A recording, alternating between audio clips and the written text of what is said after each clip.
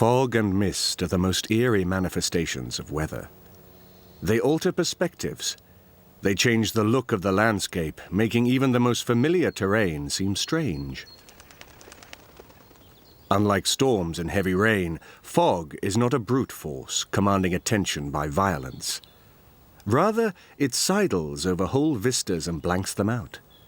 Anything or anyone that moves becomes a barely discernible silhouette. In war, fog can be friend or foe. Fog grounds aircraft, obscures targets, and brings advances to a halt. As nature's own camouflage, it has been used to hide troops or enable ships at sea to slip past enemy patrols. On a battlefield, attackers can appear as if out of nowhere before their opponents even know they are there. What is fog? An assemblage of water droplets, about 1/100 of a millimetre across, which are there in sufficient sufficient concentration to reduce the visibility below 1 kilometre, technically.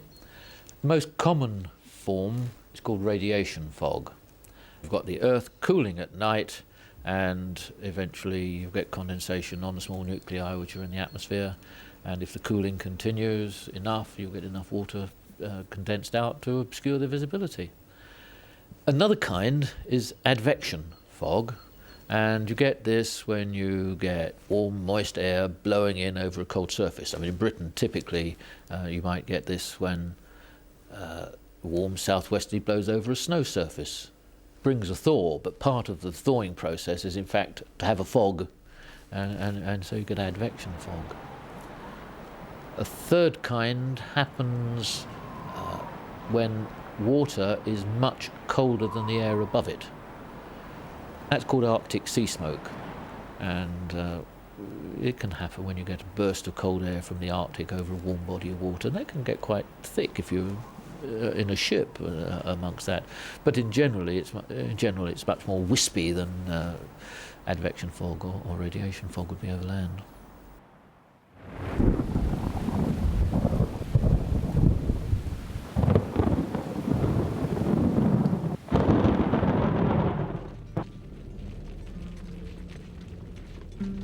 The Battle of Austerlitz. In 1805, Napoleon set out to break up the third coalition to be formed against him, this time by Britain, Austria, and Russia. Its purpose was the same as the other two, to rid Europe of Napoleon and the French Revolution that had spawned him. The Austrians and Russians were to do the fighting at Austerlitz, but neither was fit for the challenge. Apart from gross overconfidence and a lot of arrogant presumption, they had overlooked something very important. As Brigadier General Thibault of the 4th French Corps put it, they seemed to forget that they were dealing with the greatest commander in the world, that even his apparently unconsidered actions were the direct reflections of some very deep thinking. Napoleon's deep thinking included plenty of guile. Before the Battle of Austerlitz, he took steps to persuade his opponents that the Grand Army was too weak to do battle and preferred not to fight. He sent an emissary to discuss a truce. He ordered his troops to withdraw when their opponents advanced, and capped that by removing them from well-defended positions on the Pratzen Heights. There was some truth in this feigned vulnerability. The arduous forced march from France and battles at Ulm and Vienna, captured by the French on the 12th of November, had exhausted the 60,000 men of the Grand Army. What was more, the Austrians and Russians outnumbered the French by more than 2 to 1. But by his various ruses, Napoleon had gained a psychological advantage. He had seduced his opponents into thinking that victory was not only certain, but that it was going to be easy. They were soon to learn otherwise.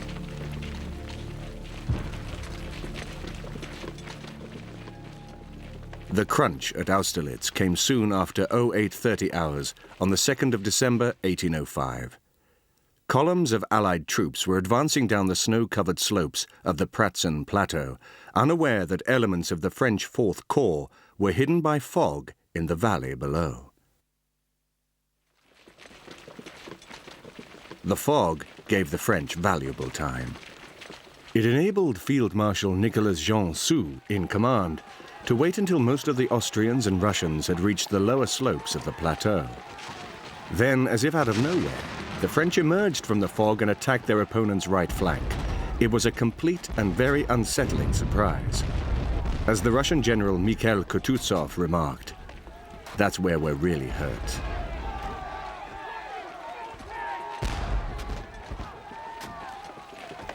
The Allies managed to recover enough to mount a defense, but the French built on their surprise move by capturing the Pratzen Heights and pouring down fire on their opponents below. Rather than face annihilation, the Austrians and Russians hastily withdrew.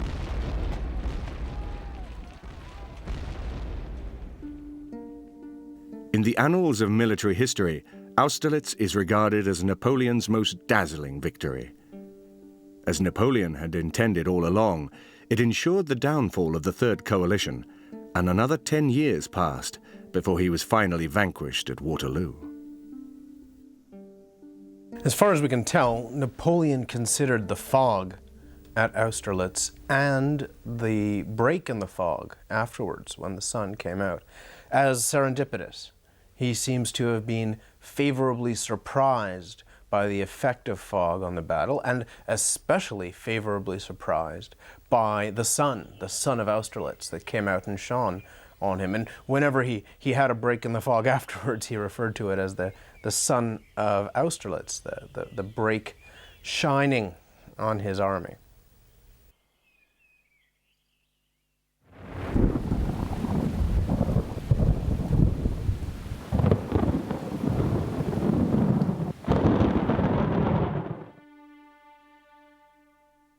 Adolf Hitler was no Napoleon, but he too realized that weather, even bad weather, could be a very meaningful ally in war.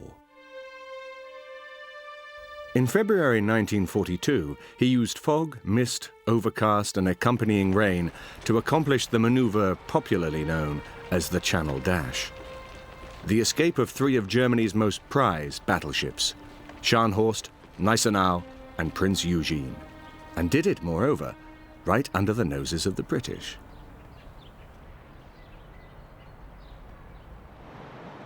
Until the Second World War, the big gun surface battleships and battlecruisers had been considered all-powerful at sea. But the advent of air power as a major factor in war drastically changed that situation. The big ships were now vulnerable, whether they were in port or out prowling the ocean. And because of the early success of German surface raiders in the Atlantic, the Royal Air Force was both literally and metaphorically gunning for them. For the British, it was a fight to the death. Prime Minister Winston Churchill was quite right to name the Battle of the Atlantic as the most vital struggle of the war. If the Germans could cut off the supplies from America, then Britain and its war effort could be starved into submission. Destroying the German raiders became a top priority, and in 1941 and early 1942, the attention of the RAF was focused on the battle cruisers Scharnhorst and Gneisenau, which were bottled up in port at Brest, on the Atlantic coast of occupied France.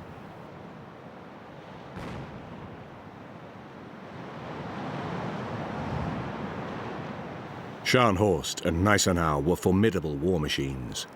Gneisenau, launched in 1938, displaced 32,100 tons, and the Scharnhorst, launched in 1939, displaced 38,100 tons.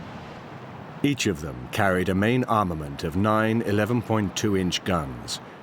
Teaming up within weeks of the outbreak of war, the 2 ships sank the armed merchant cruiser Rawalpindi in the North Atlantic, and went on to dispose of the Royal Navy aircraft carrier HMS Glorious and her 2 destroyer escorts in 1940. Subsequently, in 1941, Scharnhorst and Gneisenau embarked on commerce raiding in the Atlantic and destroyed 22 ships, totaling over 105,000 tons. On the 23rd of March 1941, they returned to Brest, where they were joined on the 1st of June by the 18,750-ton heavy cruiser, Prince Eugene.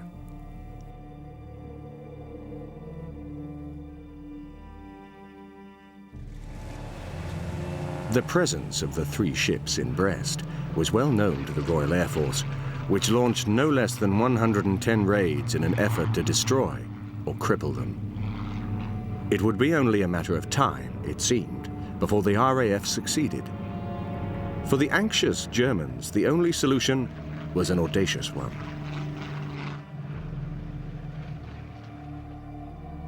Scharnhorst, Gneisenau and Prince Eugene would have to leave Brest, sail through the English Channel and reach safe shelter at Wilhelmshaven, near the North Sea coast of Germany.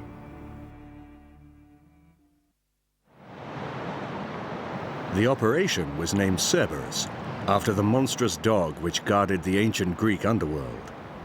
To allow the three ships their safe passage home was a lot to ask of the English Channel, one of the most volatile waterways in the world. I think that's an interesting thing. This one piece will make 52 layers. Watch on mobile devices or the big screen. All for free. No subscription required.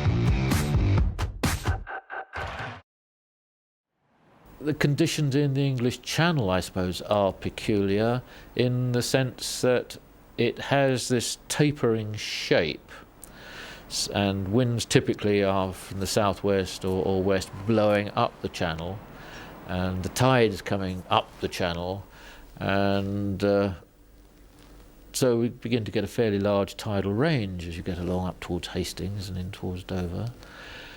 The tapering shape, again, also means that sometimes the winds find it easier to blow over the sea than they do over the land, and it's not uncommon for the winds to be much stronger in the Straits of Dover than they are in general in the area not too far away. Operation Cerberus involved extreme dangers for the Kriegsmarine. Almost half the total tonnage of Germany's capital ships would be at risk along a route that would take them through the 20-mile-wide Dover Strait. In clear weather, the French coast could be visible from England across the Channel. What was wanted was foggy, overcast weather to obscure the escaping ships from sight. The Luftwaffe, which was providing air cover, insisted on it. Simultaneously, the Luftwaffe required clear weather over their airfields in France, Belgium and the Netherlands to enable their own fighters to operate freely. Rival opinions and differing requirements were nothing unusual within the German armed forces, and the Luftwaffe's requirements were not the end of it.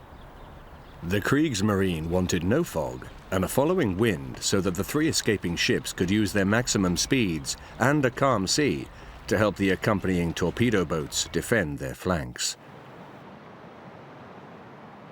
All these conditions had to transpire between the 11th and the 17th of February, when there was maximum winter darkness and the moon was full.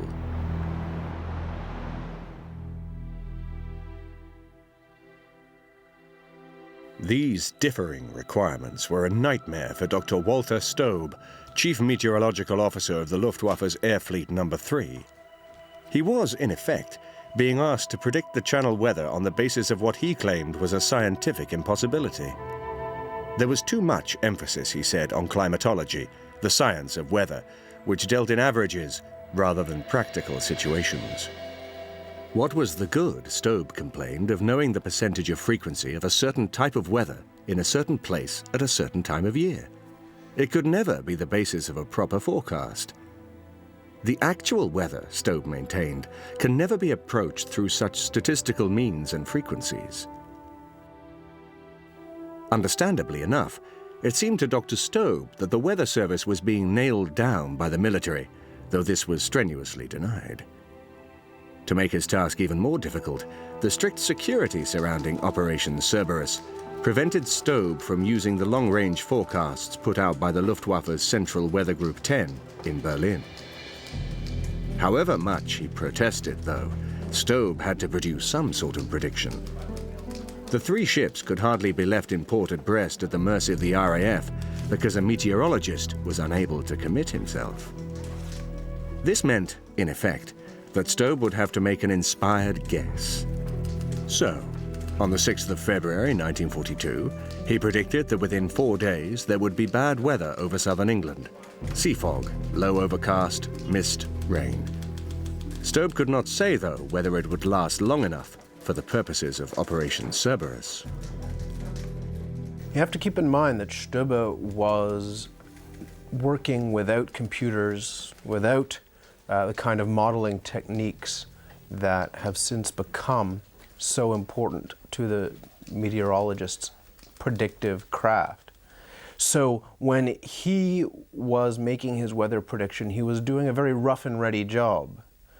And when you consider how dependent the Channel Dash was on certain very precise weather conditions for the Navy and certain very precise weather conditions for the Luftwaffe, Stobe's predictions were made on a very shaky basis. Dr. Stobe was a very experienced meteorologist.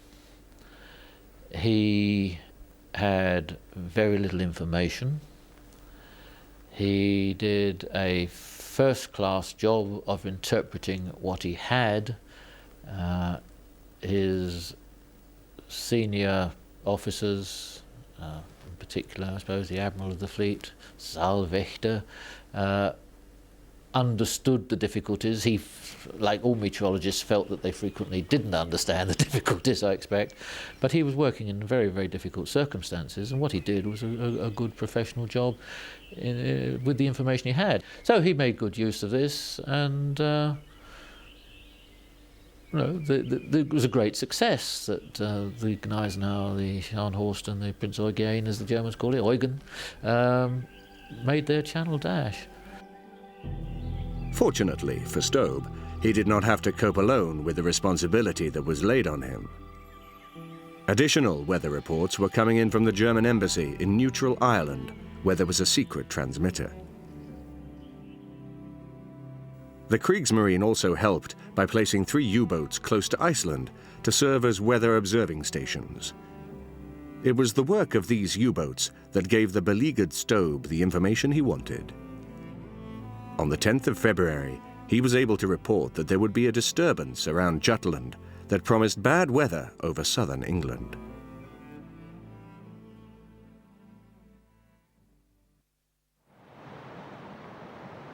Two days later, he confirmed that by the 12th of February, the weather would provide sufficient camouflage for the Channel Dash to be made.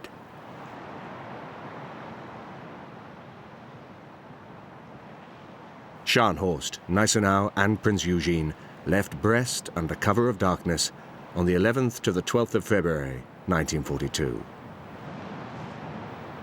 The British had anticipated the Channel Dash, but fog, mist, low cloud and rain squalls concealed the 3 ships until they reached the high danger area, the narrow Straits of Dover.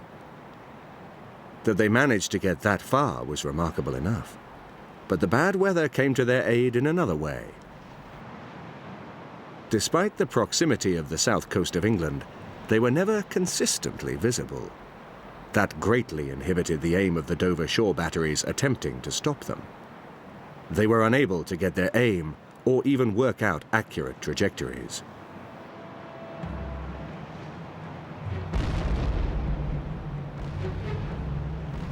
The 3 ships passed by unscathed, and attacks by motorboats, destroyers and RAF biplanes had no better success.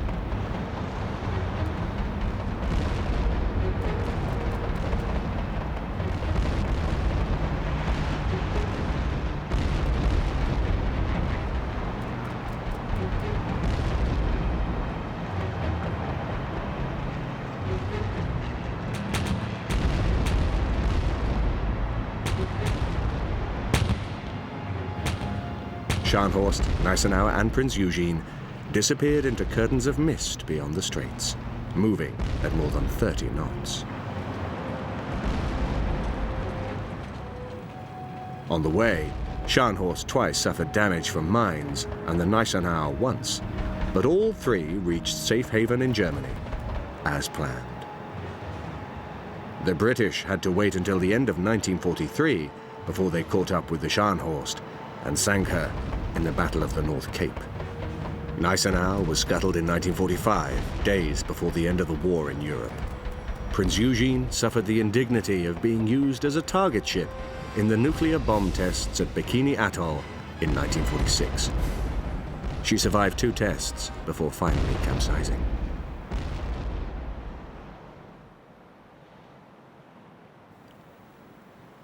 Less than 9 months before they were thwarted by Operation Cerberus, the British had been celebrating the demise of the German battleship Bismarck. Bismarck, too, had attempted escape under cover of fog, mist, and rain squalls, this time along the coast of Norway. Nevertheless, she was ambushed by the Royal Navy and destroyed on the 27th of May, 1941.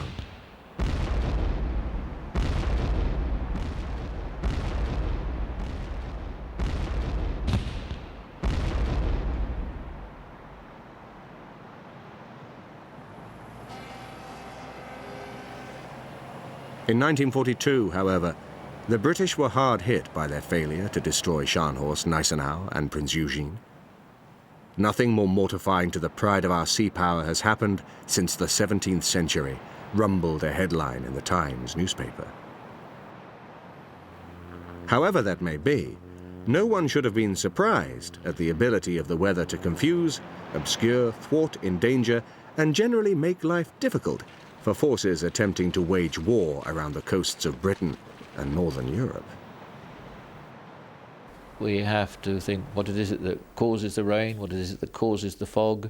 The particular features, I suppose, ultimately are the geography, the topography, the mountains, the orography, the shape of the lakes, the shape of the seas, and the position in relation to the Atlantic, and in particular the relationship with the Gulf Stream and this polar front, which runs from off the east coast of America and waves around across the Atlantic, generating depressions which then travel across and bring us most of our wind and our rain.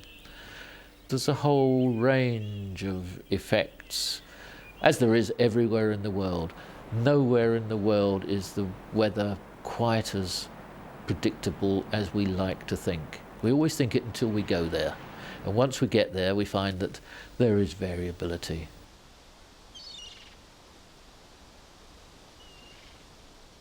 The difficulties of operating in northern latitudes were particularly acute in and around Iceland, an outpost of Europe in the north-central Atlantic.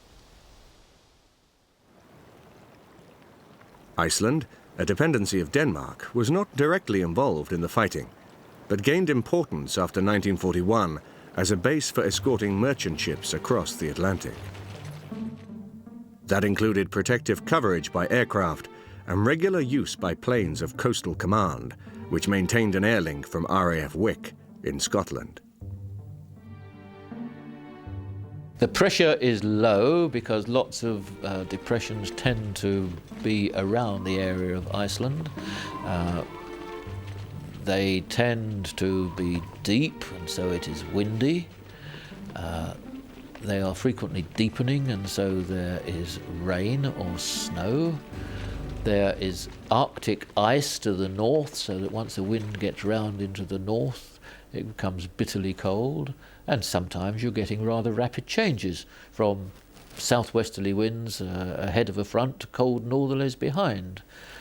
And so, yeah, it's a pretty vigorous, changeable climate. As a base for the use of aircraft, Iceland left a lot to be desired. Effectively, this was pioneer territory. Before 1942, the North Atlantic had never been flown in winter, so that the hazardous conditions around Iceland were, at first, unfamiliar. They were certainly daunting.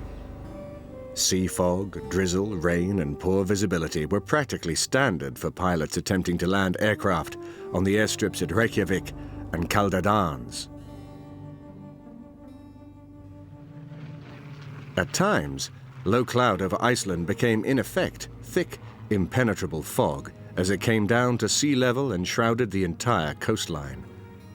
In 1943, one RAF pilot recounted what it was like to have to land an aircraft in these conditions. When we approached our base, we found there was a ceiling of only 100 feet over the airfield. As I didn't dare to come too close to the mountains, I climbed and broke cloud at 7,000 feet. There I stooged over the airfield, looking for a way down. A few miles away, I saw a black patch in the cloud. I headed for it and found it was a hole only about 200 yards across. It was enough. I spiraled down in tight turns and saw the runways of another airfield beneath me. It was a piece of luck.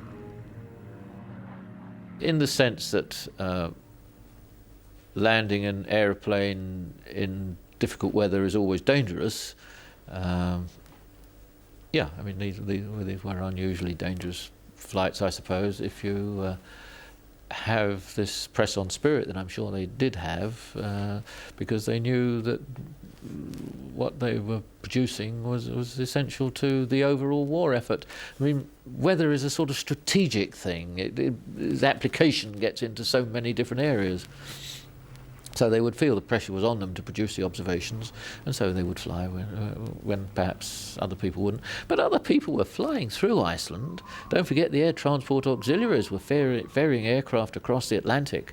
You know, women who were recruited for this, and they too landed in Iceland and took off from Iceland.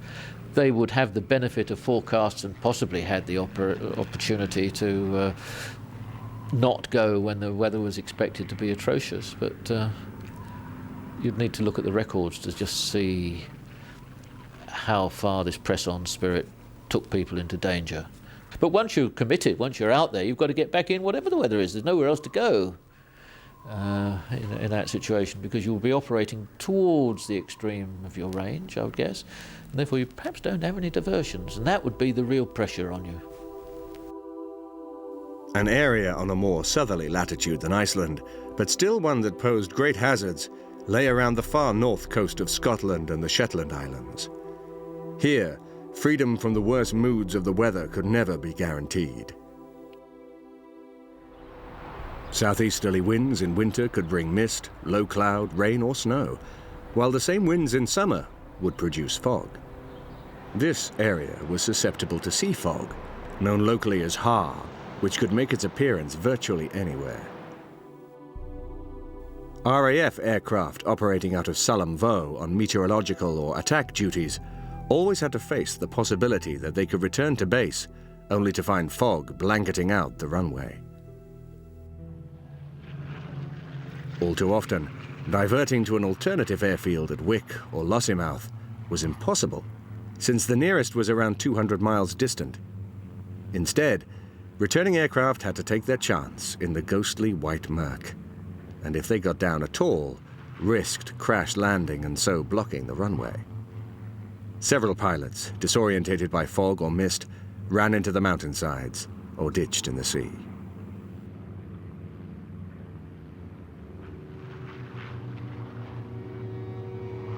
The Shetlands and the far north of Scotland were, nevertheless, ideally placed for hunting German ships in northern waters and the Norwegian fjords. Early in 1942, the battleship Tirpitz, sister ship of the Bismarck, was moved to what the Germans presumed was the safety of Altenfjord near the North Cape. Having lost the Bismarck, the Germans had become somewhat paranoid about risking her sister ship, which had already received some damaging attention from planes based on the aircraft carrier HMS Victorious. The Germans fully realized that the RAF was not going to stop hunting the Tirpitz, but there was at least one period in the spring of 1942 when they knew their precious battleship was safe, and the reason was fog. On this occasion, an enormous bank of sea fog formed over the Arctic and adjacent land areas, so that the Tirpitz, Altenfjord, and the whole of the North Norwegian coast were completely obscured.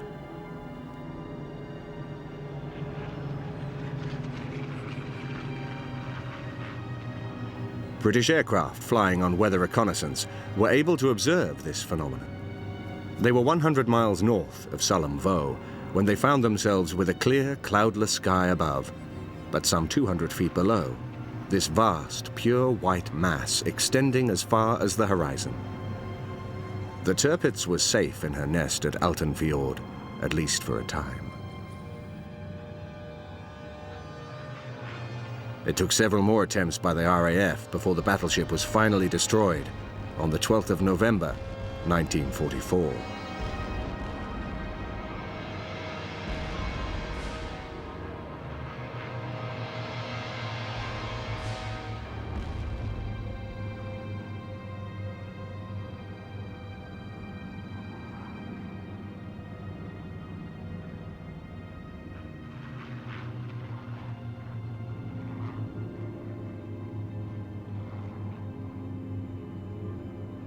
The Germans knew the war was lost. Even Hitler appeared to acknowledge it, but he still had one delusion left. Defeat might be staved off if he could create confusion and division among the British and their American allies with one great, decisive masterstroke. For this purpose, Hitler went back to the scene of former German triumphs in 1940, when their unstoppable blitzkrieg had surged through the forest of the Ardennes and erupted into Belgium, the Netherlands, and France. That, though, had been in summer. 4 years later, Hitler was counting on the bad winter weather, its fogs and its overcast skies, to fend off the Allied air forces, and so allow his forces to thrust all the way to the Channel coast. This time, unlike the hapless Dr. Stobe and the dilemma of the Channel Dash of 1942, German meteorologists could be much more certain about their forecasts. It was normal for winter in the Ardennes to be intensely cold and foggy, with snow and rain for weeks on end. The winds were bitterly cold. Bastogne, in the center of the Ardennes forest, could expect more than 20 weeks of below-freezing temperatures. Up to 12 inches of snow was not unusual. In 1944, all this looked absolutely ideal for Hitler's purposes. In 1940, the Germans attack France through southern Belgium and Luxembourg. And they attack in May.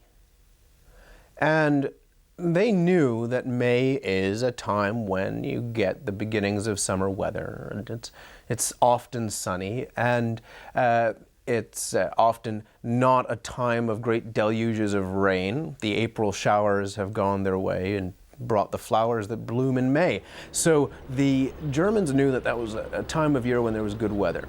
That was not the only consideration that led them to attack in May, but they knew that.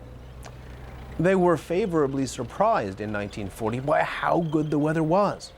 It was what the German army calls Kaiserwetter, the emperor's weather. It is weather that is excellent for offensive military operations.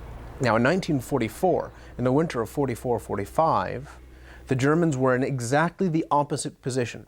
They were defending the Ardennes forest and the Eifel Mountains. And in exactly the same place, but with the opposite tactical and operational problem, the Germans were once again aided by the weather, because in the winter, the Ardennes, and especially the mountainous bits of the Ardennes, the Eifel Mountains that extend from Germany into southern Belgium, are inhospitable in the winter. So it was the inverse of Kaiserwetter. Instead of beautiful, clear spring weather aiding an attack, in the case of the Battle of the Bulge in the Ardennes in 44-45, it was bad weather, cold weather, snowy weather aiding the defenders. At this point in the war, the Allies did not believe that the Germans were capable of mounting a major offensive in the Ardennes or anywhere else. This may have been one reason why the area was lightly defended, and defended, what is more, by only 83,000 young, inexperienced American troops. Added to that, a critical breakdown in U.S. Army communications occurred just as the Germans were concentrating 30 divisions and their equipment in the Eifel area. The thick forest concealed troop movements. Fog, mist, and overcast did the rest.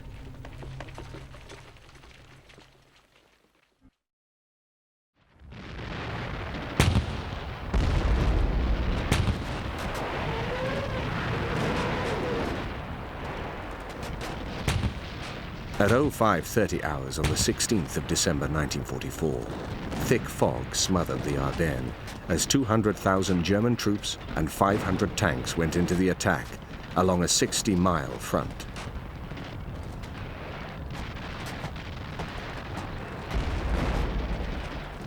Surprise was total. The three-pronged advance surged towards Antwerp and Brussels in the north and westwards towards Sedan. The weather continued to behave perfectly for German purposes over the next few days. Low cloud accompanied the dense fog on the first day and persisted together with rain from the Arctic and moisture from the Atlantic that intensified the foggy conditions.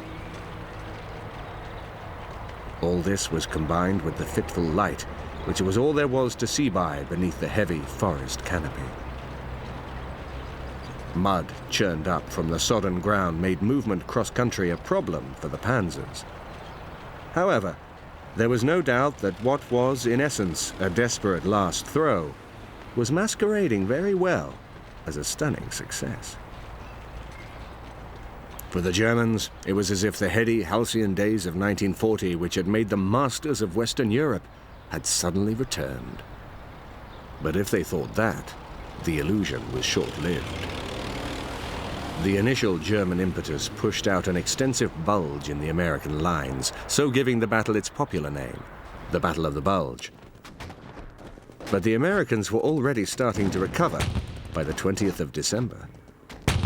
By that time, reinforcements were pouring into the Ardennes area, and in the last week of 1944, the successful Allied defense of Bastogne threw the Germans back with heavy losses. Meanwhile, the disadvantages of bad weather to the Germans were becoming apparent. Troops marching along the muddy roads found them almost impassable, and the narrow confines of the terrain meant that 3 divisions had to share a single road for bringing in supplies. And when Christmas came, the weather improved sufficiently for the Allies to unleash the one vital weapon that the Germans had wanted to avoid, an Allied air offensive that started off around the 26th of December by pounding German supply trains west of Saint-Vith.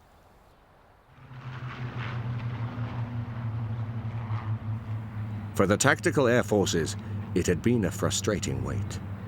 Fog, low cloud, and heavy overcast were recorded every day for a week after the 16th of December. Even after the sky began to clear and visibility improved, fog and stratus clouds were still hanging around, but they were scattered enough to allow air operations.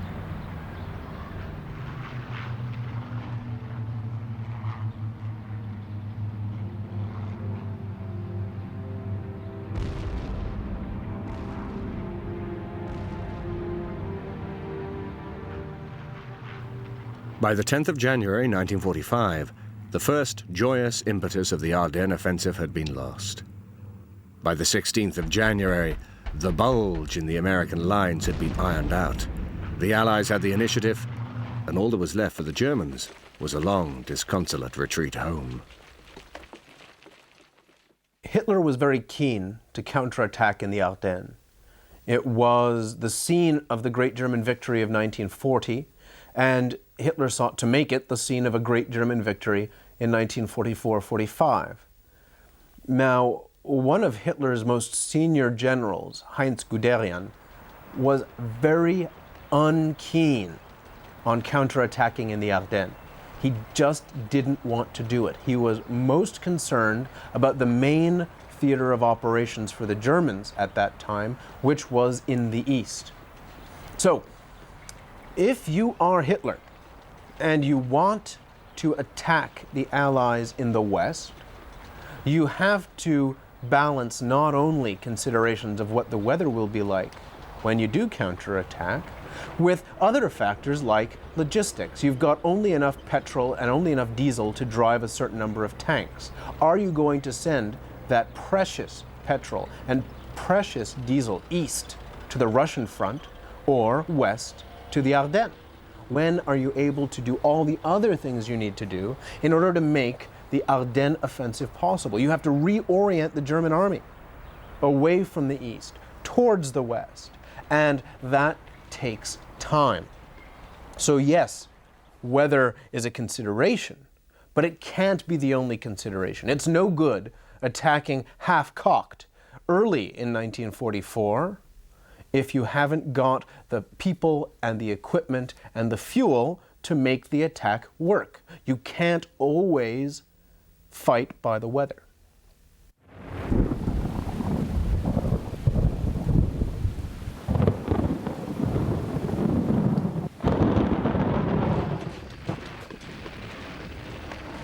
A quarter century after the Ardennes, the Americans were again embroiled with an enemy who also recruited bad weather and fog into their ranks.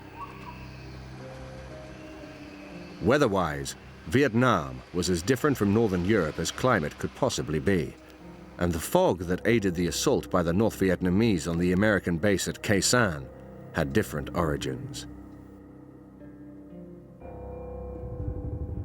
It was due to what the Vietnamese call the crashine, a result of the reversed November to April north monsoon winds meeting the higher ground in the interior of Vietnam.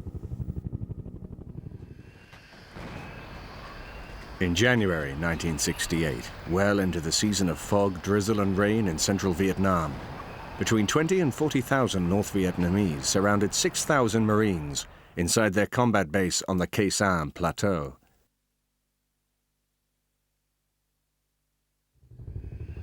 At this time, low-level cloud, up to 3/4 of a mile thick, hung over the terrain and could remain there, accompanied by drizzle and fog for days or weeks on end.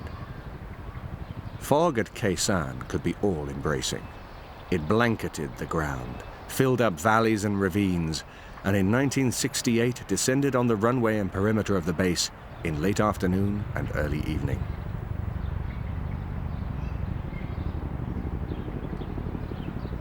Despite these conditions, the Americans believed that they would still be able to airlift supplies to Khe Sanh by taking advantage of the improvement in visibility and ceilings of around 3,000 feet that generally occurred in the early afternoon.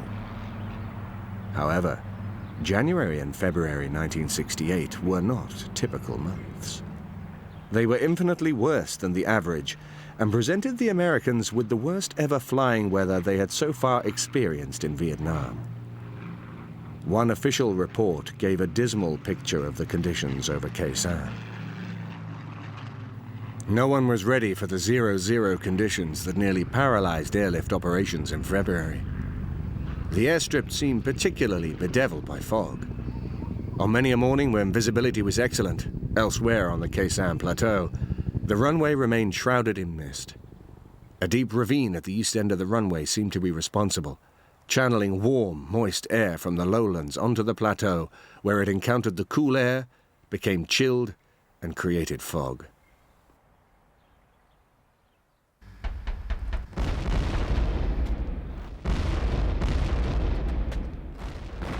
Fog played its part in the fighting at Khe Sanh from the very first moment. At 05:30 hours on the 21st of January, when North Vietnamese began to plaster the base with artillery, shrouded from view in the surrounding hills.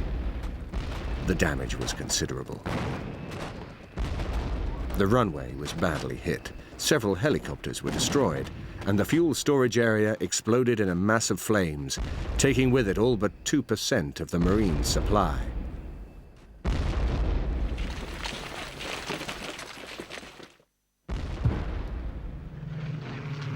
Fortunately, after this initial assault, the skies cleared and the US Air Force rushed in replacement supplies, fully expecting another assault on Khe Sanh at any moment. The expected attack did not transpire, however. The action was elsewhere, all over South Vietnam as the North Vietnamese launched their Tet offensive. For the Marines at Khe Sanh, it was just as well. The time for resupplying the base lasted only 8 days.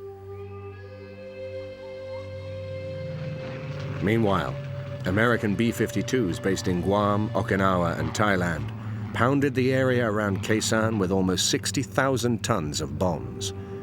The result was almost complete destruction of the landscape, which became a mass of craters, mud, and smoke. The North Vietnamese, however, were still there. And on the 5th of February, a bitterly fought battle took place on Hill 861A. Casualties were extremely heavy, but the Marines managed to prevail and push the enemy off the hill. The siege, however, was still on, and the North Vietnamese bombardment began to assume a routine daily pattern. They timed their rocket and artillery barrages for the late morning or early afternoon, when the cloud ceiling was a few hundred feet higher than it was during the rest of the day. The bombardment usually faded out as the afternoon fog descended, but inevitably, it resumed next day. Meanwhile, fog was still bedeviling the Marines' airstrip. For half the day in the first 3 weeks of February, it was virtually impossible to land aircraft. Several planes attempting it were hit by enemy anti-aircraft fire as they dropped beneath the low ceiling. If they managed to escape that trap and remain unscathed long enough to make their final approach, the North Vietnamese could still inflict damage by firing into the cocoon of fog that enveloped them as they came into land.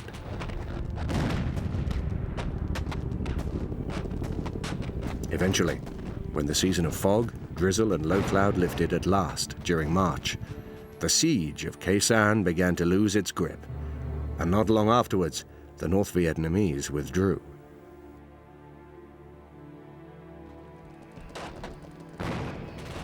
By this time, the Tet Offensive had proved a military failure, and Khe Sanh had lost the role apparently assigned to it, as a feint to draw American attention away from communist activity in South Vietnam.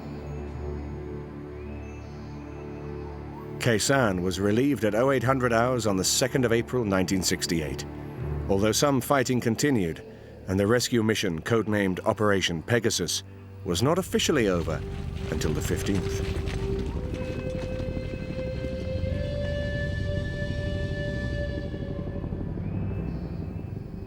The clinging, obscuring fogs of Khe Sanh revealed yet again an important, though humbling truth about weather and war.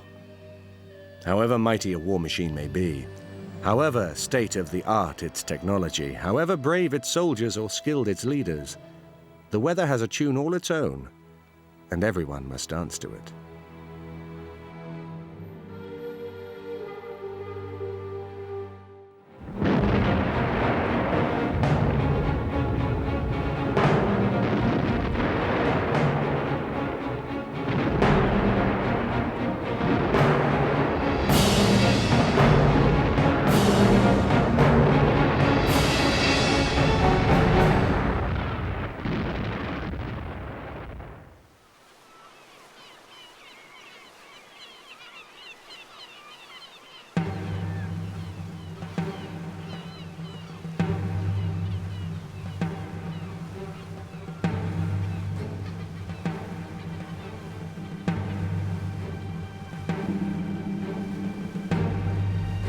For thousands of years, men have fought for supremacy on the high seas.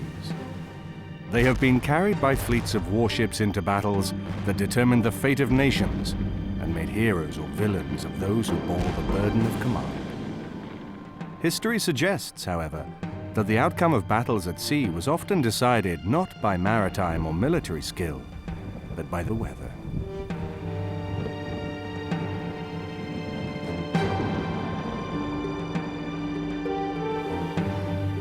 If howling winds, mountainous waves, and driving rains conspired to play their part in a battle on the oceans, the men aboard all ships faced a deadly enemy, and few were able to claim victory over a storm at sea.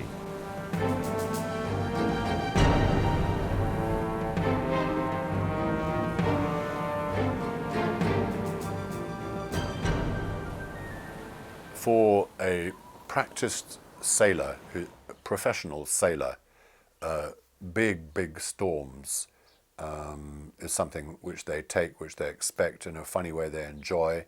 It's the part and parcel of the stories they can tell afterwards. And if they know that their boat is going to weather any storm, can turn upside down and will rewrite itself, they've got confidence, they needn't panic. For somebody in a boat which is liable not to take a storm over a certain duration and stress, it's one of the most frightening things in the world. Even nowadays, if you're in the wrong sort of boat in the wrong sort of waters when a cyclone comes along, it's very, very frightening.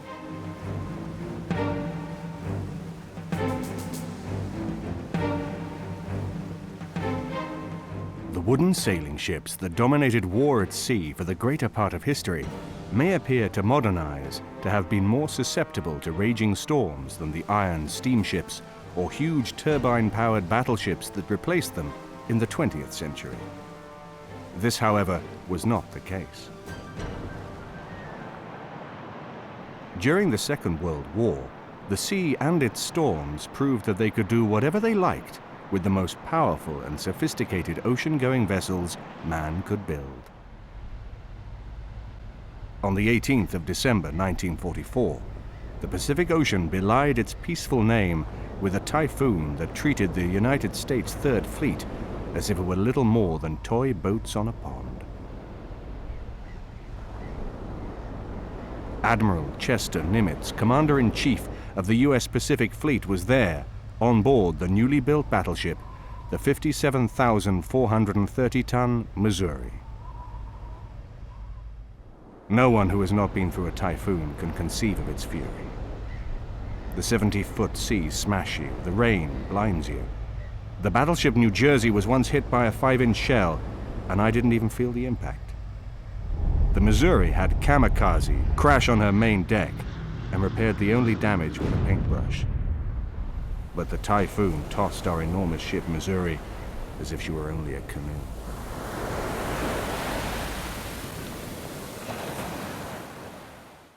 The experience of the Pacific Fleet in 1944 suggests little has changed from a time nearly 25 centuries earlier, when the Persians lost a quarter of their fleet to a violent storm during their second war with the city-states of Greece.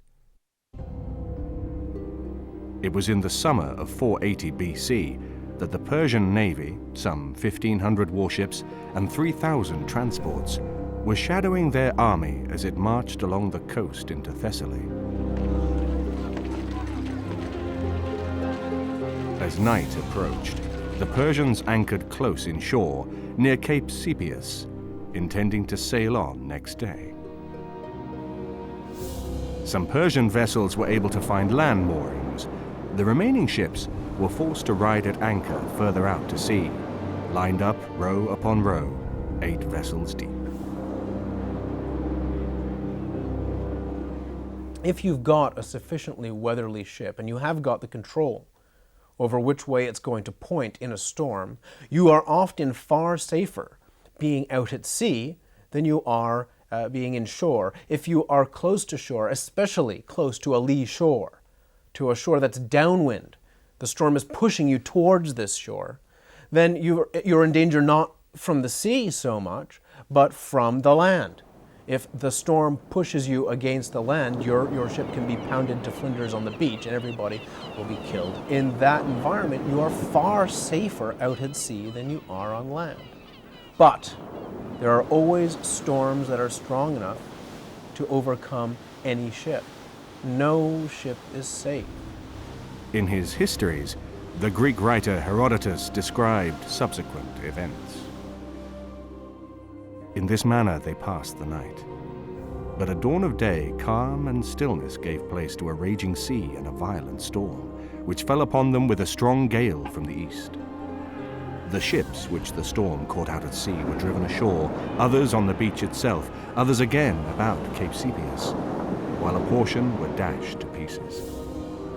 There was no resisting the tempest. Such as put the loss of the Persian fleet in this storm at the lowest, say that 400 of their ships were destroyed, that a countless multitude of men were slain, and vast treasure engulfed.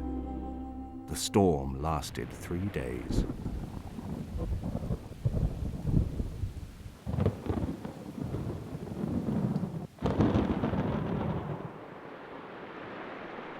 The English Channel, an unpredictable arm of the Atlantic Ocean, has earned its fearsome reputation for bad weather. This narrow strip of water, only 112 miles across at its greatest extent, has probably done more to wreck the plans of invading armies than almost any waterway in the world.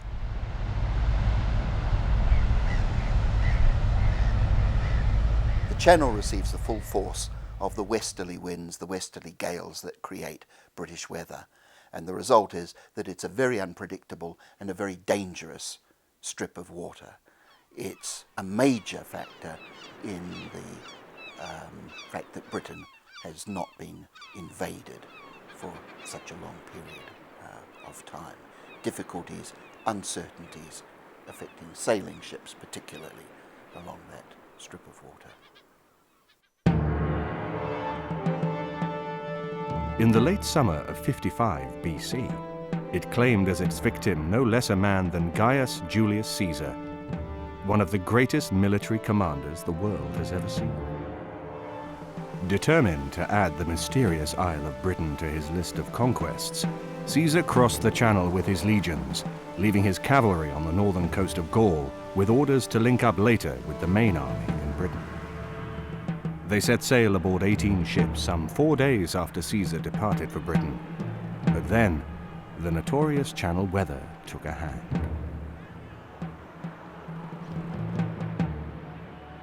The Channel and the North Atlantic, which the Channel is just an arm of, is not the Mediterranean. It is deeper, it is exposed to completely different winds, and as a result, year after year, time after time, Mediterranean sailors come up and try to operate in the Channel with shallow draft, oared, fragile Mediterranean craft that might be just great in a Mediterranean storm, but in a Channel storm, they are useless.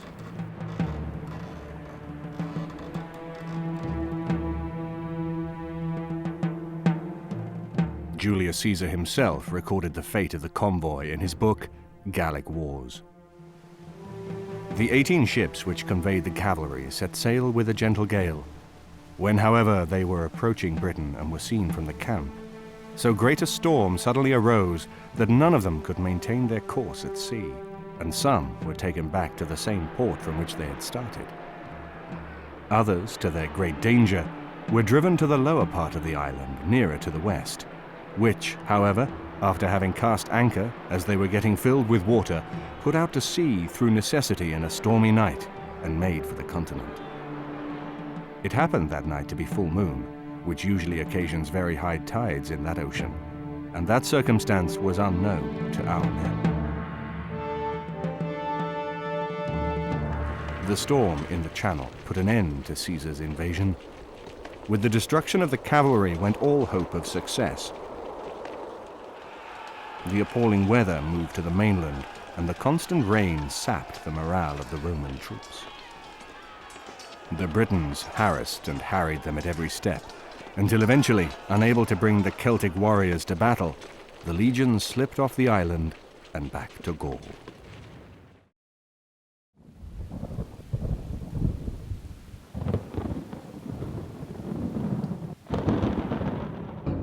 During the long years known as the Dark Ages, the north and eastern coasts of Britain were prey to constant brutal and bloody seaborne attacks from the Vikings. Most of these attacks were made without warning, and the Anglo-Saxon population lived in dread and fear of the sight of Viking longships on the distant horizon.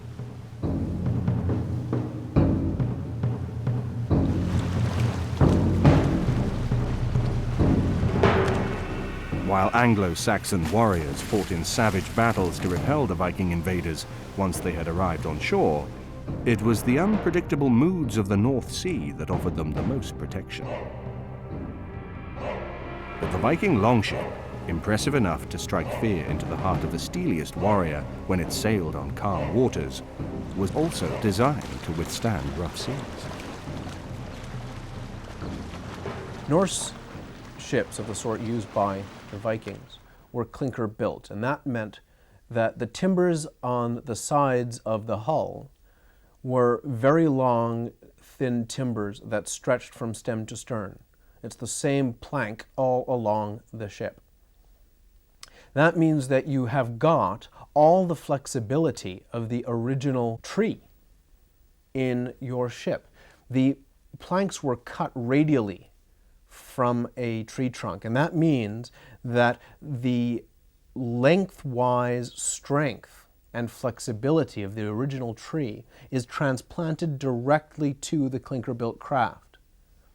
That means that the entire ship can flex and spring back, just as a tree in a storm can flex and spring back. It's a very strong way of building a vessel.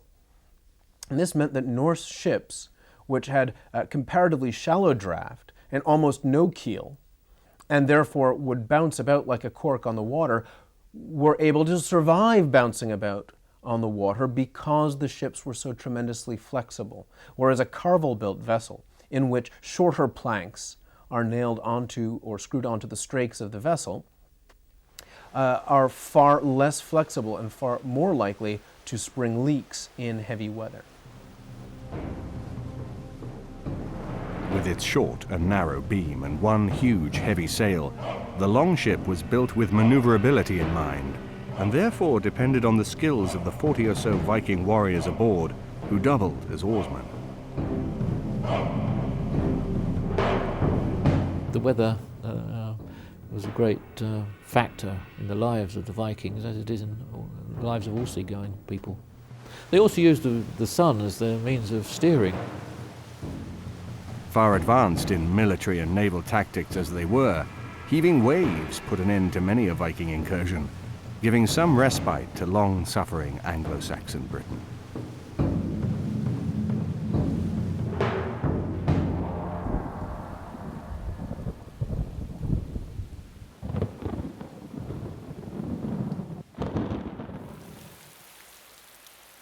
In the 11th century, bad weather had its part to play in the Norman conquest of England, the most famous invasion in English history.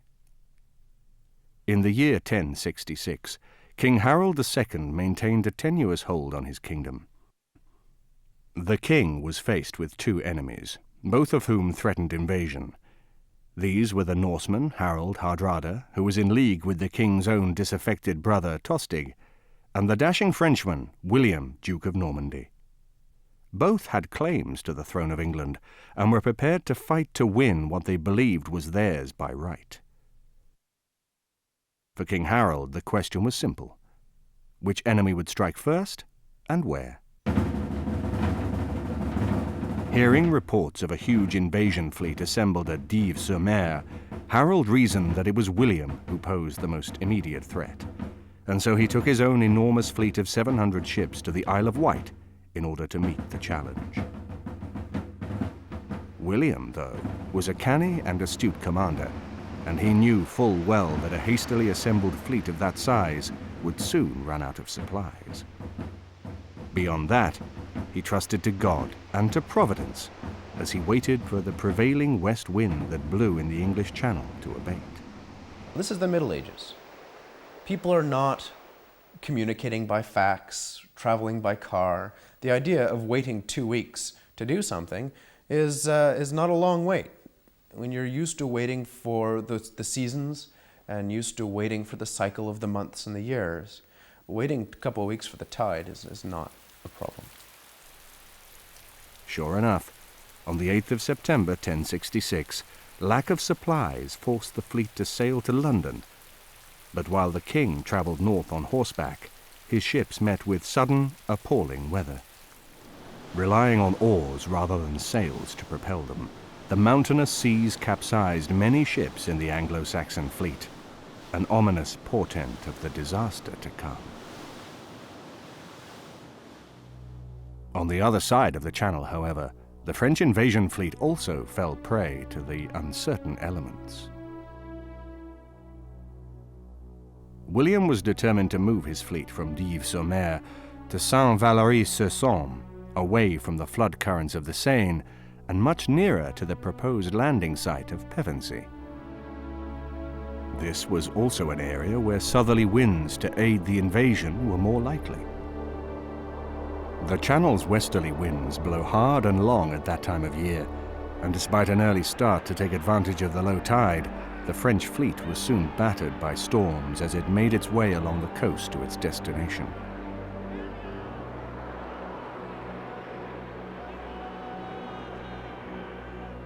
The 160-mile journey took 2 full days, and several ships were lost. Duke William ordered that the bodies of those killed should be buried at night, in order that morale would not be undermined throughout the remainder of the fleet. Although William would stand victorious on the field of Hastings within the month, what thoughts went through his head as he surveyed the damage among an invasion fleet that had not yet actually set off from its own country? Winning the Battle of Hastings enabled William the Bastard to set up a very different system of economic and military management for the English state.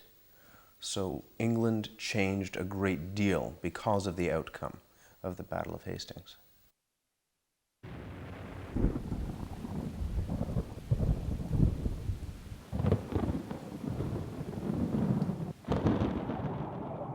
The weather almost certainly played a major role in giving modern-day historians the best primary source for the navies of the Tudor and Elizabethan period. The Mary Rose was built in 1509, or she was started in 1509, and probably engaged first in 1512 in the First War with France. She was built in Portsmouth at the specific request of Henry VIII, probably close to the earliest dry dock in the world, which was built in 1495, or certainly the oldest one in England, which is very close to where she can be seen now in her ship hall. Weighing in at an enormous 700 tons, she was the pride of King Henry VIII's navy. And in 1545 she was part of the Royal Fleet, gathered at Portsmouth to repel an attempted invasion of the Isle of Wight by the French. By this time, the whole concept of naval warfare was changing. Until then, ships had merely conveyed armies to do battle on land. Now ships were expected to do battle at sea. This new type of warfare, of course, meant more men and more guns aboard ship. And this was another contributory factor in the tragic events of July the 19th.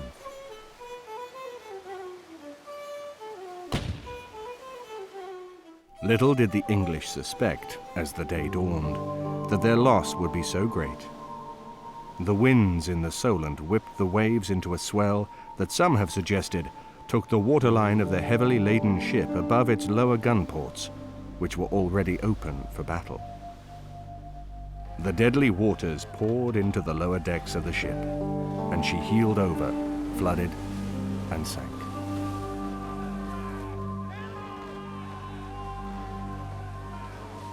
The weather was the final factor in a chain of causes that led to the disaster. The Mary Rose is a classic case of a disaster which took place because several things happened one after the other.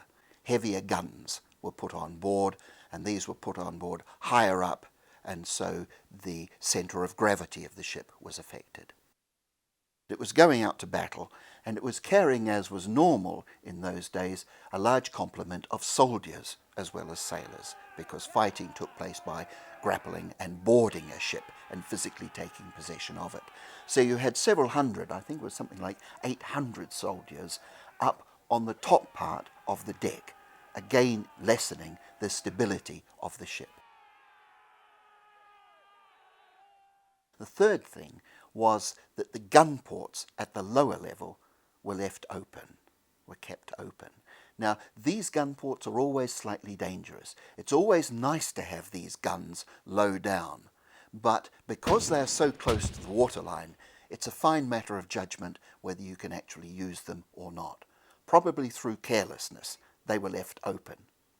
The final factor then was a change in the wind, which blew the ship around before the helmsman could change it. The result was that as it came round sharply, it bit deeply into the water on one side, water started coming in on those gun ports. And as the water began coming in, the lack of stability higher up became evident. The heavier guns and the greater number of men up on the top deck meant that it heeled over more sharply. More water came in, and a point of equilibrium was lost, and the ship just kept on turning over and over.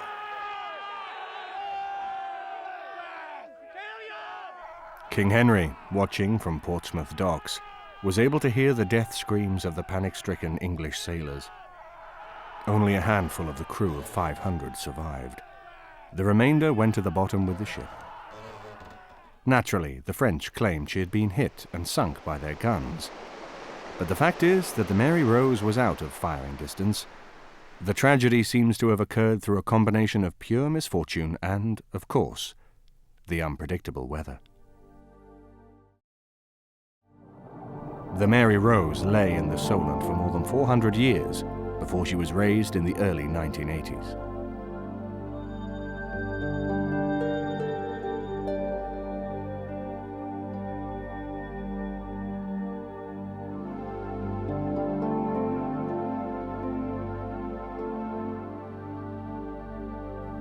To the delight and wonder of the nation, the ship revealed her amazing secrets, giving a spectacular insight into life aboard a Tudor sailing ship.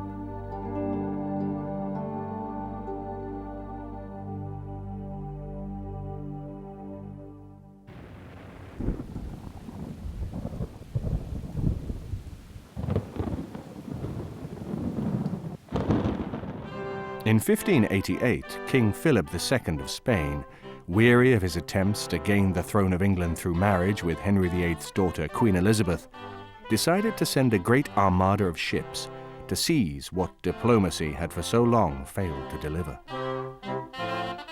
It seemed that the entire mission was doomed from the outset. Under the reluctant command of the inexperienced Duke of Medina Sidonia, nearly 130 ships set sail from Lisbon to Corunna in the summer of 1588. And almost at once, the elements conspired against them. A huge storm wrecked many of the ships, and with little time for refits or repairs, the tone of the journey was set. It was not only the English fleet containing such experienced fighters as Drake, Hawkins, and Frobisher that Sidonia would have to contend with. Sailing in a great crescent formation, the Spanish fleet tried desperately to draw the English ships towards them in order to board them. But the English had no intention of becoming involved in close-quarter action. Spanish ships were built high. They had very high castles at the front and back of the ship. This is because the Spanish, again, were aiming to fight hand-to-hand, and being up high in a hand-to-hand fight was a big advantage. Because the English weren't going to fight hand-to-hand, they didn't need that advantage, so they built their ships low. They were interested in speed, they were interested in manoeuvrability, and they were interested in a long ship which could have a lot of guns along its flank. The Spanish approach, and the English fleet sails round them. This is very confusing for the Spanish because they obviously are aiming to sail up the channel and they expect the English to try and stop them. What the English are looking to do is close in and use their ship-smashing guns. Now, they have some problem with the Spanish formation because if they try and attack the weakest ships of the Armada, which are inside the arrowhead, then they are in grave danger of being overwhelmed by the closing wings of the crescent, in which case they would be involved in boarding, and they have no chance if the ships come close together because the English ships don't have troops on them. They cannot fight hand to hand. So the English tactics very much are to attack the wings of the crescent. They are looking to sail past a Spanish ship, firing their broadside, to turn, come back, sailing past, firing the broadside from the other side. With both sides running short of ammunition, Sidonia decided to bring his Spanish fleet to anchor off Calais. It was to prove a disastrous decision. The Spanish Armada is, of course, the classic case of the weather deciding a sea battle, because the English had engaged the Armada all up the channel and had caused a good deal of damage to its ships, but had sunk not one of them. There had been considerable damage done, but the long guns didn't do any sinking. That night the English attacked the Spanish ships at the harbour in Calais with fire ships. The Spanish are particularly worried about fire ships. There's been an incident in the fighting in Flanders where the Dutch send a ship loaded with explosives down towards a Spanish bridge. When the boat strikes the bridge, it explodes and hundreds of Spaniards are literally blown to pieces in the ensuing explosion. Seeing in the middle of the night blazing ships coming towards them, the Spanish panic. Nothing much happens to actually destroy any of the Spanish ships. In fact, all 8 of the fire ships harmlessly burn out on the shore. The damage is done by the Spanish ships colliding with each other in their panic. They're desperate to get out of the way, they're desperate to get out to sea. And then the storms really hit them. It's the whole process of disintegration of command and ships being individually then overwhelmed by both natural disaster and by English fire. All was now lost for the Spanish, but the worst was yet to come.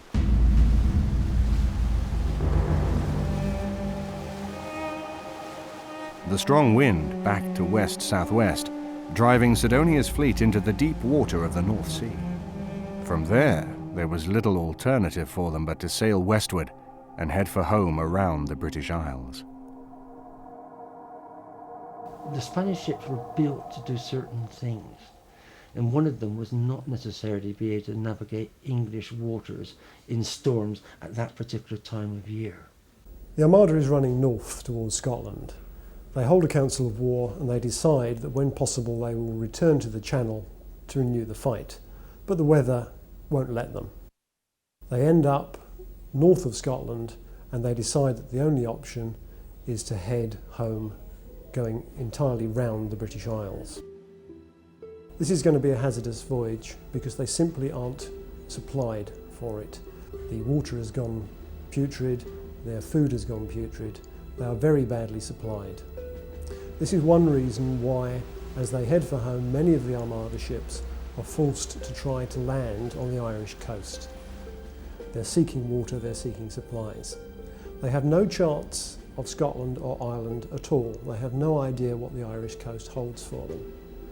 It happens that the Irish coast is extremely treacherous and ship after ship is driven on the rocks. The crews, when they get ashore, are robbed by the Irish but otherwise not harmed. Ireland has a very small English garrison. They react with extreme brutality, and many of the Spanish survivors of the wrecks are murdered out of hand by the English garrison.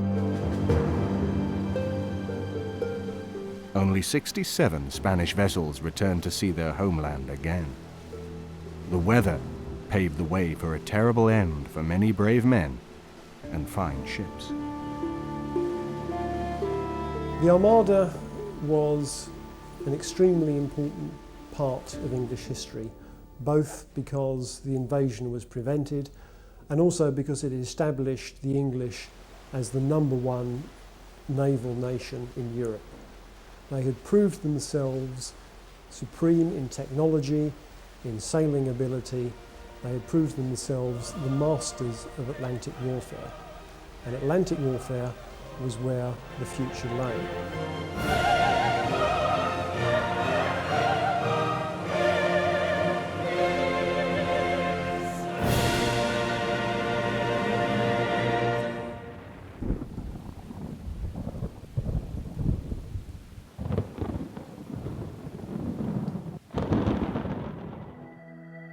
More than 150 years after the debacle of the Spanish Armada, tempestuous seas came once more to change the course of British history.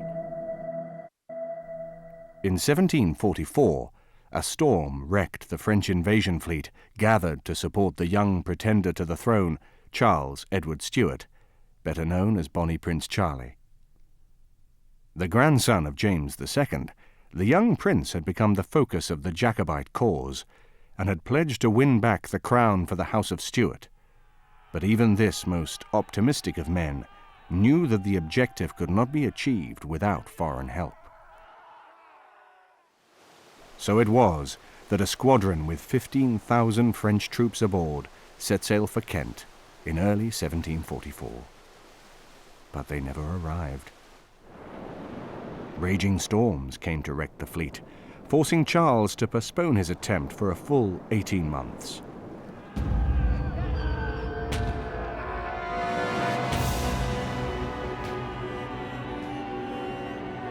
It was the darkest of omens for the entire Jacobite enterprise, which began brightly and with high hopes, but ended with the slaughter of the clans on Culloden Moor and the ruthless Highland clearances. This was not the first time the weather had intervened to hinder the Jacobite cause. By an eerie coincidence, a French fleet had also sailed in support of the rising in Scotland in 1715, and that too was torn apart by a tempest.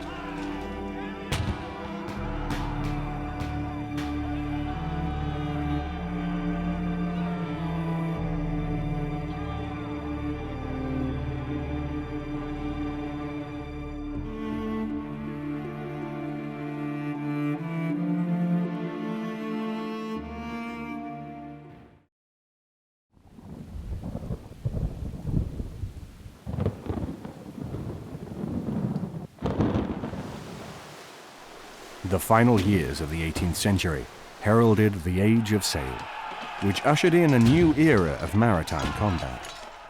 Huge vessels with many decks and many guns fought battles with names that echo down the years. The glorious 1st of June, the Nile, Copenhagen and Cape St. Vincent. Yet even with the enormous strides made in ship design and battle tactics, it was impossible to defeat the weather.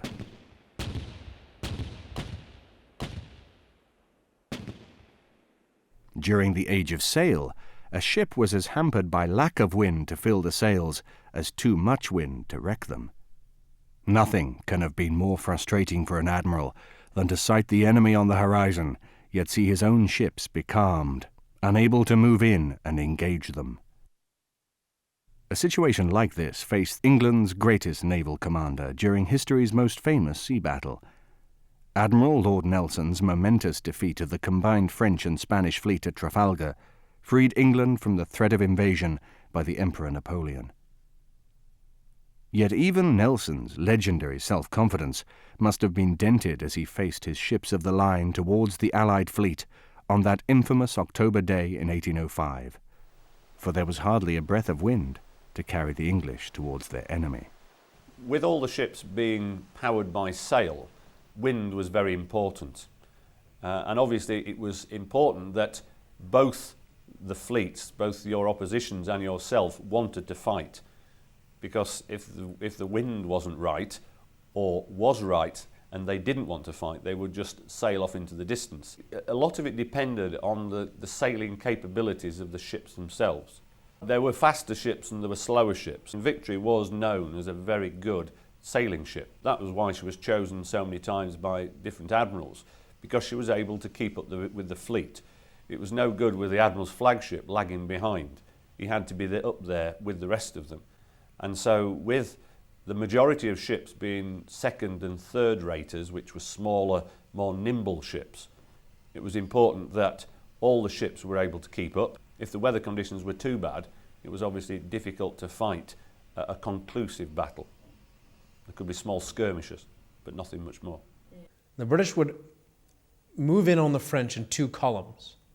One on the weather side, the windward side, and that would be under Lord Nelson. And the other would be on the leeward side, away from the wind, under Lord Collingwood. And they were going to run right into the French line of battle, so that on the left, Nelson hit the French line of battle dead center. Collingwood hit the French line of battle off on the right, and half of the French line would just keep on going, sailing away from the battle. So Nelson would cut the French fleet in half, and while half the fleet was trying to turn round and come back, which is very difficult to do in a sailing ship, Nelson and Collingwood would be beating up the rest of the French fleet and destroying it.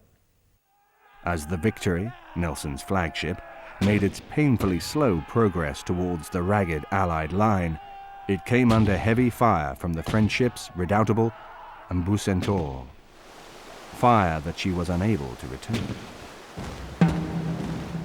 It was impossible for a ship to return fire without having first broken the line of the enemy. A hazardous business at the best of times, but doubly dangerous when lack of wind dictated that the maneuver was carried out at a snail's pace.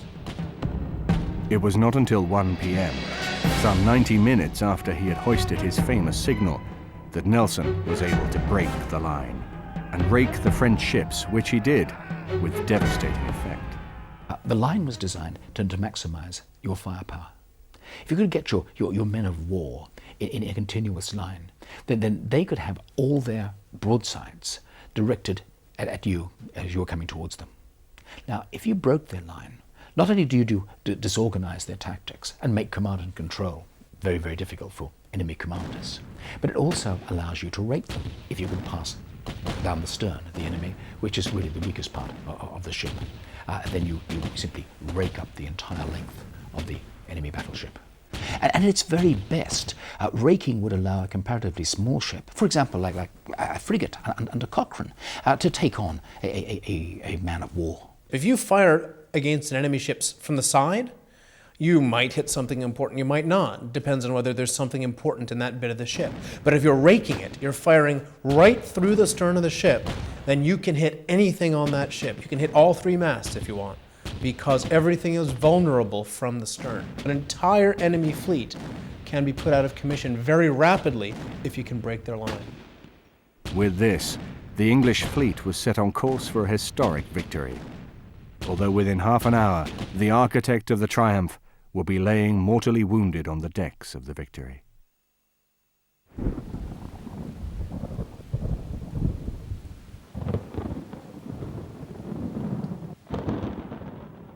During the early years of World War II, the British Navy was faced with its sternest test of courage and endurance. It was required to organize and sail the convoys of ships that were sent across the Arctic Ocean with aid and supplies for Russia. In June 1941, Hitler sent his armies into Soviet Russia, and the Germans won a series of spectacular victories as they drove closer and closer to the beleaguered Soviet capital, Moscow. Stalin appealed to Britain for help. Russia desperately needed supplies of food, trucks, aircraft, and tanks. In order to reach Russia, however, the Arctic convoys had to sail across the wild seas of the most inhospitable ocean in the world. When winter came, the violent storms, almost constant darkness, and ever-present ice added to the miseries of British crews, already under threat from the menace of the German U-boats. Norway was the area where many U-boats came from. They could get all around England, they could feed and refuel off Spain at the time, and therefore you had to get out of England and you had to sail through this invisible curtain, and you didn't know whether there was 1 or 41 U-boats, but a U-boat pack was the main danger. Conditions in the Arctic were appalling. The journeys, if made safely, were made in a numbing, unending nightmare of fog, ice, and blizzards. Fear of the elements was equal to the fear of enemy torpedoes, as men were forced to contemplate a horrible death from exposure or by drowning. The guys who were on the Murmansk run, when convoys would leave the northeast coast of England and head up around that North Cape, that was murder. The icy conditions of January and February, let alone the other winter parts. If you got torpedoed up in the real North Atlantic around the North Cape, Spitsbergen, and there, if you went in the sea, you would last for 20 minutes, and that would be it. You would just freeze to death. So the guys who went up on that Murmansk run were real heroes. They just had a lot to put up with, and a lot, of course, didn't come back. The stretch of water between Iceland and the Russian ports of Murmansk and Archangel was crossed by around 40 convoys containing 800 ships during World War II. 100 of these ships became victims of the German U-boats and the ferocious weather. The crews of the Atlantic convoys fared little better. When the weather turned here, ships were tossed and blown on sea swells and winds that sometimes reached 60 or 70 knots. All that could be done as the small ships tried to make headway was to hang on for dear life and pray.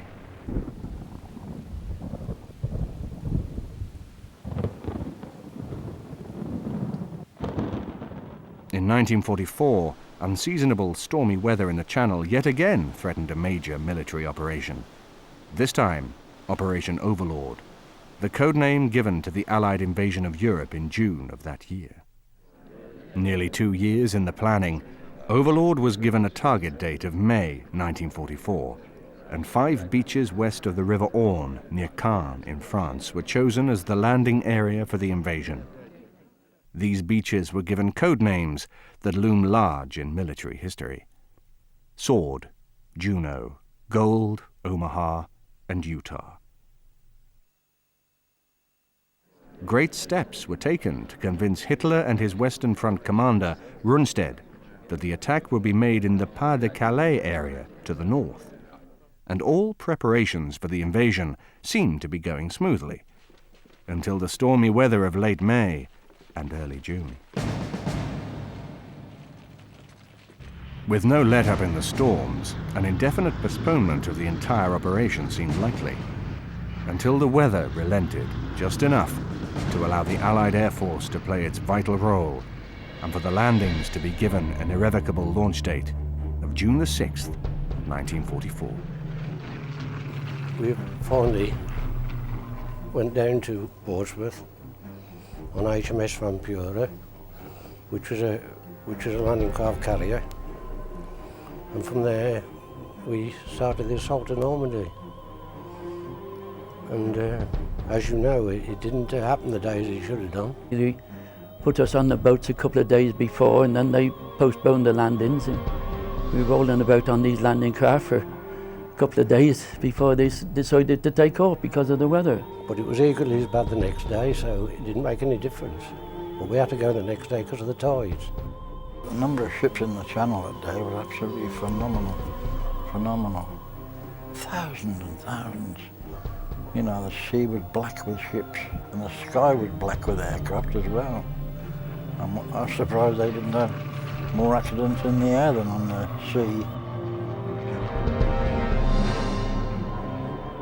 Utah and Omaha beach assaults were made from amphibious craft that pitched and rolled in the windswept surf and that were dashed against German underwater obstacles. Many brave men met their end not by bullet or shell, but by being sucked beneath the huge waves. The 8th Regimental Combat Team of the 4th U.S. Division were shocked to land in France almost unopposed, only to find to their horror that the high winds had blown them a full 2,000 yards south of where they should have landed. They had come ashore on the wrong beach, well away from the main German defenses, but there was little that could be done. They simply linked up with the paratroopers inland and waited for the rest of the division to come ashore. A generation and more, of course, has every reason to be grateful that despite their very best efforts, even the notorious English Channel storms could not deny the invading Allied armies as they gained a first precious toehold on the continent. Within a year, the German war was at an end, and Hitler was dead.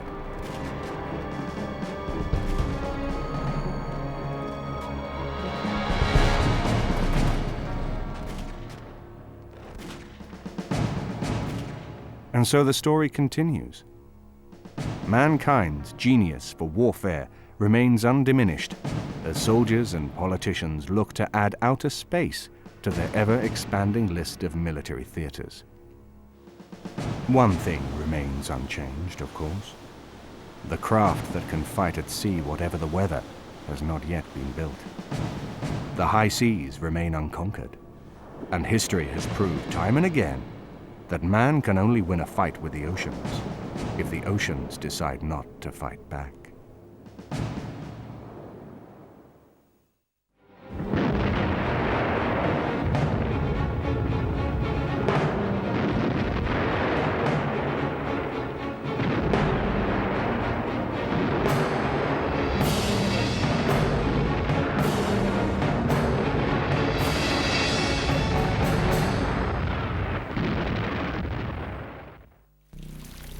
Rain has all sorts of ways of frustrating the military.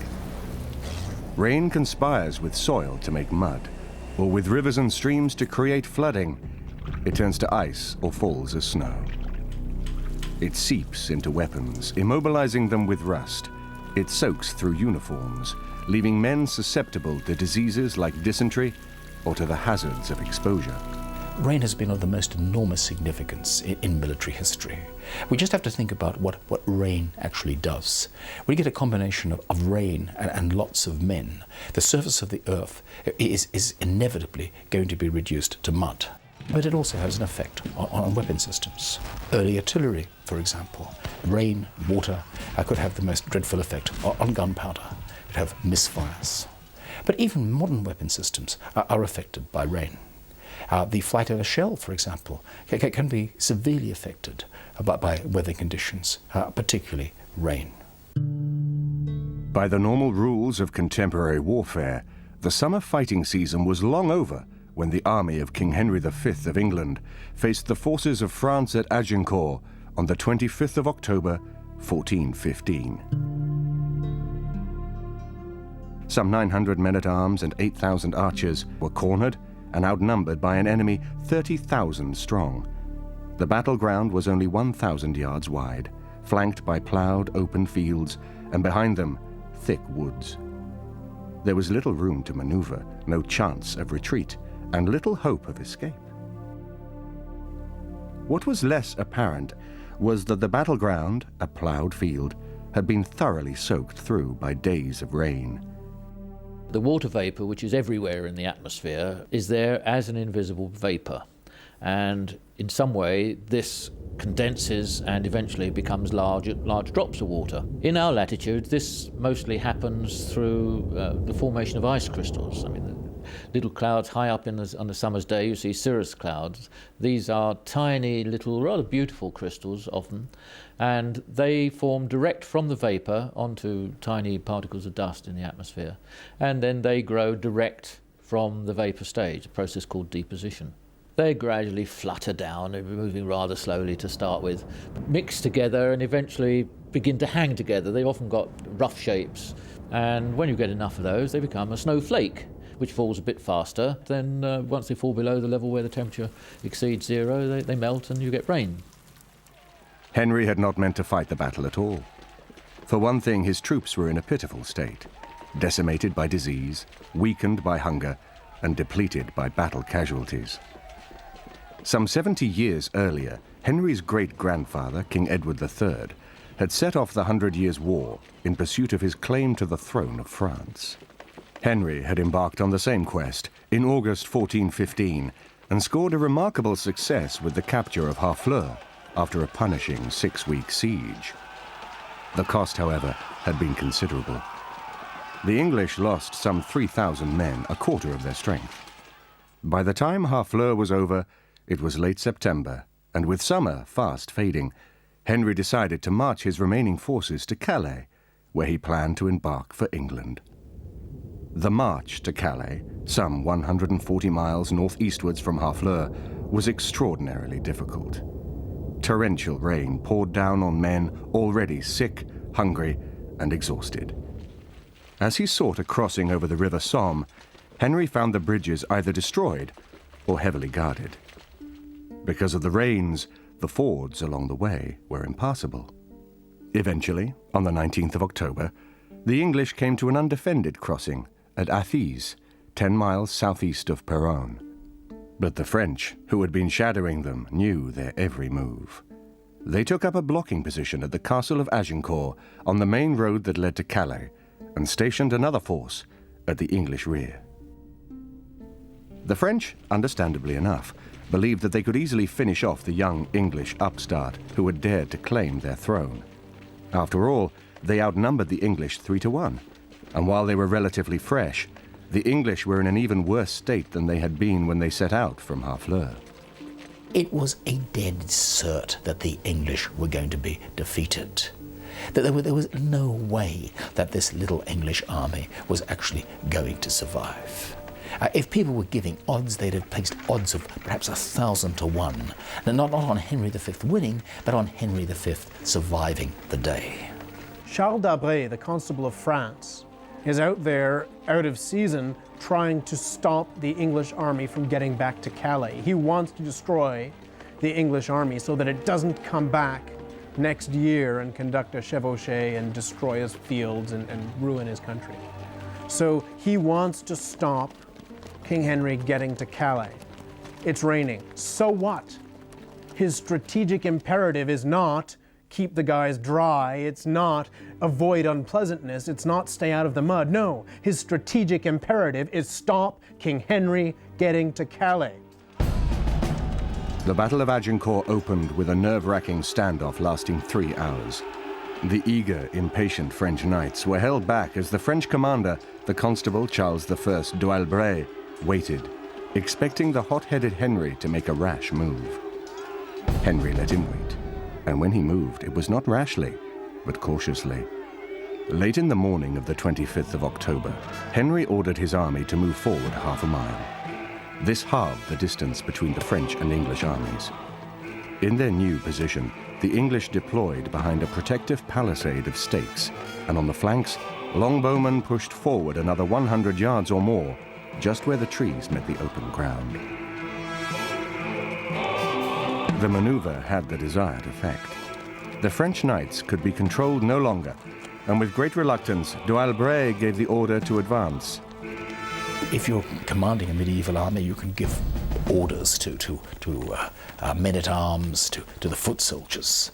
But it's going to be very difficult giving orders to enthusiastic young knights who've been drinking all night long and whose blood is up. It's simply not something that you can do in the 15th century. You are dealing with your social equals, in some cases, your social superiors. And so what in later centuries would be orders are really suggestions. And if your knights choose not to take your suggestion, if they say to you, look, this English rabble is in a dreadful mess, just let's go up there and slaughter them, we can have it over and done with by breakfast. What does d'Albret to say? Look, be careful, look, remember what happened at Crécy? No, this is not like Crécy. This is a band of ruffians, a band of brigands, and they are going to be slaughtered. Like greyhounds leaping from the traps, the knights raced forward towards the English emplacement. But their horses, heavily weighed down by weaponry and armor, quickly broke up the rain-soaked furrows. Before long, the knights were mired in thick, glutinous mud and struggling. The English are defending at Agincourt. The French have to attack the English. The English, as far as they're concerned, if the battle doesn't happen, if they can wander unmolested up to Calais, they'd be happy. The English don't want to fight. They're defending. And it's the French who have to attack the English. So the English can stand still.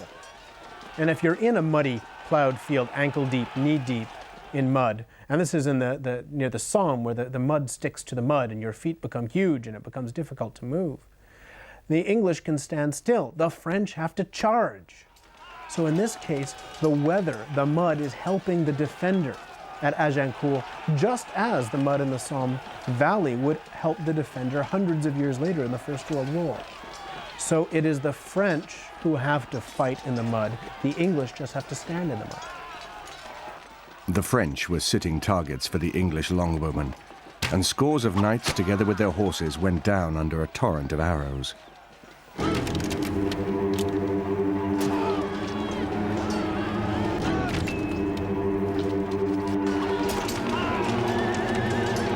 Those who managed to escape the downpour struggled on to reach the English lines, only to be attacked from the rear by longbowmen wielding swords, hatchets, billhooks, and axes. Within minutes, every Frenchman in the first attack wave was either captured or dead.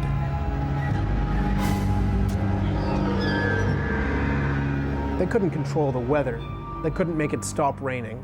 They couldn't create a hard-packed surface for their horses to charge on to allow them to exploit their advantage of cavalry. What's bizarre at Agincourt is that where they finally decide to attack the English is between two woods. So it's not that it's raining and they shouldn't have fought. It's that you're fighting on a narrow battlefield where you can't use your advantage of cavalry. This is a case in which the rain and the squishy condition of the battlefield magnifies other factors, like the fact that the French have chosen to fight in a stupid place. Though the French attacked twice more, they were repulsed. The hard, humiliating lesson the French learned at Agincourt was the futility of using massed formations against a mobile enemy, and that rain and its effects could be the most formidable enemy of all.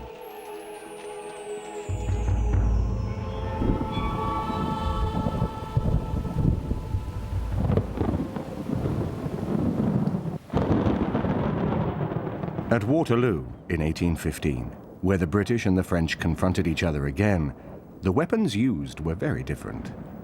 But 19th century armies equipped with muskets and cannon were overshadowed by weather as much as their 15th century counterparts.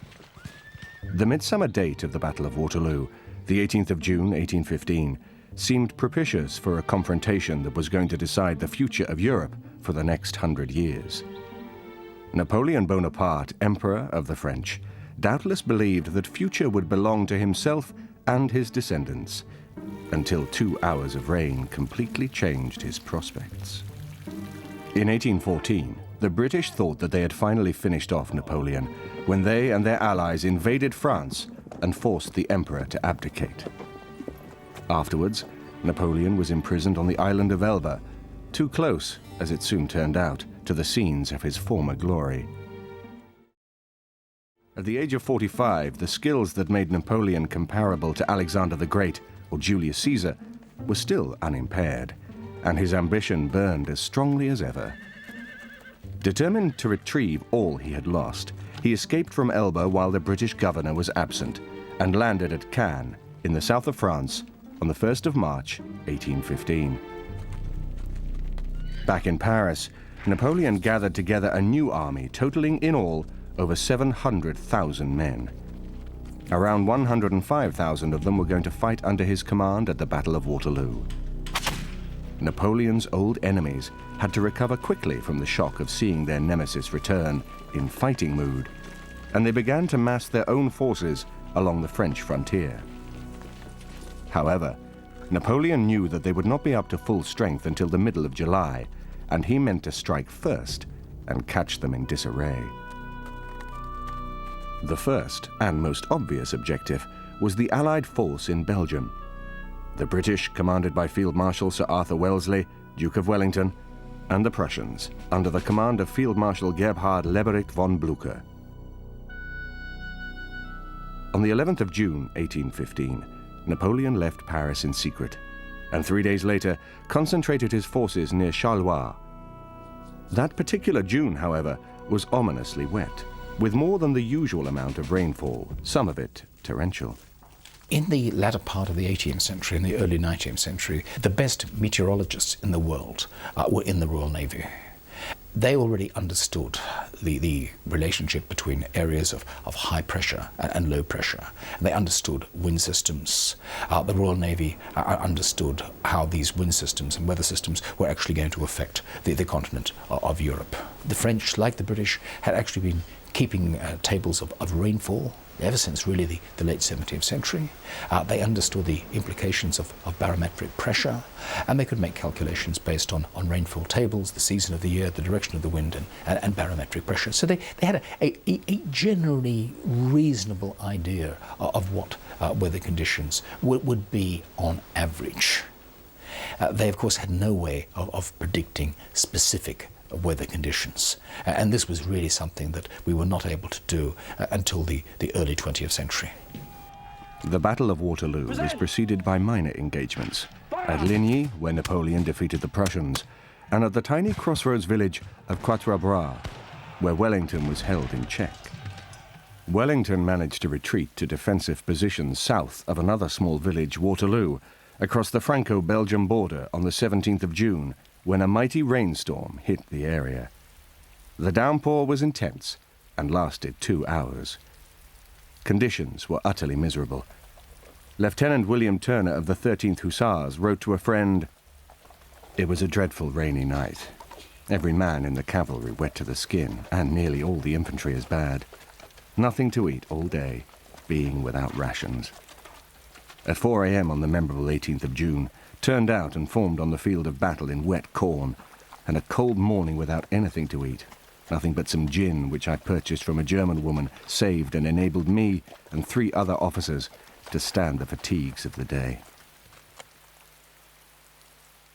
Because of the rain, Napoleon had to postpone his advance on Wellington's positions, planning to resume the next day. On the 18th of June, however, the ground was still sodden. Knowing only too well what could happen to armies attempting to fight battles in mud, Napoleon delayed for several hours to give time for the battlefield to dry out. That delay, understandable in itself, proved fatal to his hopes. Had Napoleon attacked at first light, there is not the slightest doubt that the Duke of Wellington would have been defeated at the Battle of Waterloo. His army would have been smashed to pieces by Bonaparte's far more effective French army. The Duke of Wellington may actually have been able to retreat to Brussels. This was his plan. He may well have been forced to evacuate the continent. But it's also possible that the Duke of Wellington actually might have fallen into French hands and been taken back to Paris as Napoleon's prisoner. If you asked me whether I would bet on Napoleon, I'd say absolutely I would, but I'd get a point spread. Napoleon is very good at dealing with a whole variety of situations. Before Waterloo, he knows what he wants to do, he knows how he's going to do it. And the rain changes the situation for him. The rain makes Napoleon want to delay a bit, in particular to ensure that his artillery performs up to par. On a wet field, not only is it hard in the rain to make the guns go bang, but also on a wet field, the cannonballs tend to squish into the ground instead of bouncing and causing more damage, because even on the bounce, a cannonball can cause terrific damage. And Napoleon had more guns than the Allies at Waterloo, and the rain meant that, and the soaked ground meant that, Napoleon's guns would have been less effective. His advantage of artillery would have been partly negated. Unknown to Napoleon, the French Field Marshal Emmanuel de Grouchy, who had been ordered to find and engage Blucher's Prussians, was still searching for them. The Prussians, in fact, were already moving westwards towards Waterloo when the rainstorm brought the French to a halt. Had Napoleon attacked Wellington at Waterloo on the 17th of June, or even early on the 18th of June, despite the wet conditions, von Blücher might never have got there in time to save his British ally. As it was, Napoleon did not attack until midday on the 18th. The French, like the British, had been thoroughly soaked by the rain. It was difficult for them to keep their gunpowder dry, and their damp woolen uniforms itched intolerably. Nevertheless, within 4 hours they were pushing the British back all along the line, and the French cavalry were about to charge Wellington Centre. At that moment, Blücher's 61,000 Prussians arrived on Napoleon's right flank. The French were now outnumbered almost 2 to 1, and their hold-on victory, which had seemed a foregone conclusion, was slipping. All the same, at 1800 hours, the infantry of the Imperial Guard, supported by artillery but without cavalry, attempted to crack the British centre. They failed. Then Wellington counterattacked. The Battle of Waterloo ended just over 2 hours later, at around 20:15 hours, with the French in full retreat, a disorganized mass of refugees pursued through the night by the victorious Prussians. Wellington said at the end of the battle, it was a close-run thing. A few drops of rain, a little bit of moisture on the ground, aren't what make the difference in the Battle of Waterloo. They help make a difference in the Battle of Waterloo, but it's not the whole difference. 3 days afterwards, Napoleon abdicated for a second time, and spent the rest of his life a prisoner on the Atlantic island of St. Helena.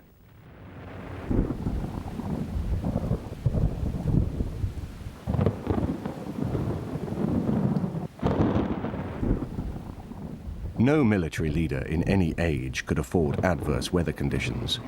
But by the 20th century, this problem had become much more serious than ever before. By then, warfare had burst all previous bounds. With the ever-increasing power of weapons, new ways of waging war over greater distances, the use of aircraft, tanks, submarines and amphibious forces, and the enormous size of the armies or navies involved. In this context, it was very fortunate that by the 19th century, weather forecasting had come to the fore as a science. The catalyst here had been the development of suitable measuring instruments, which began with the invention of the mercury barometer in Italy before 1647. There was, of course, a great deal still to be discovered, but over the next 200 years or so, scientific breakthroughs in understanding the makeup and behavior of the atmosphere led to forecasts that were much better informed than ever before. After Torricelli invented the barometer, gradually the ideas came about that pressure fell when rain is threatening and pressure rises when the storm is past, and if the pressure is rising quickly, then it's quite likely that strong winds will come about. Now we would interpret that as because the pressure is rising quickly, the isobars are close together and they're moving across. So you've got isobars are close together, the winds are strong. So the general feeling for the relationship between pressure and weather emerged quite quickly. By 1738, they'd got fair, changeable, stormy on the barometers, for example. In the later stages of the Second World War, at least two enterprises of cardinal importance hung on the behavior of the weather, and so made forecasting a pivotal factor in deciding failure or success.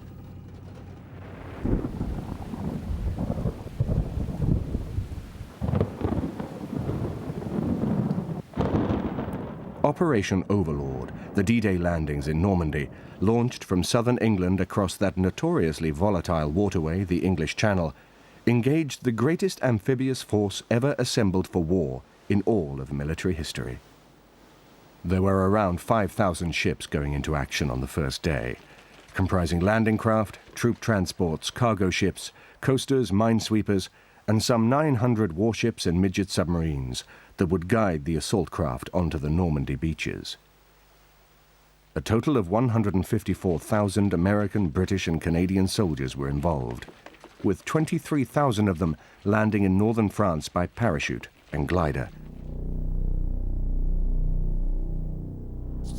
A massive air operation was set up to back up the invasion, including 13,000 American aircraft, over 4,500 of them big bombers. However, the fate of all these men and their material depended on the weather prevailing over the English Channel on invasion day.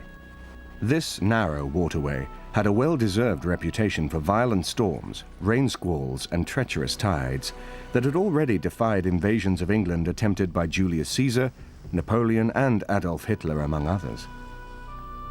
The weather had to be right if Overlord were not to meet a similar fate.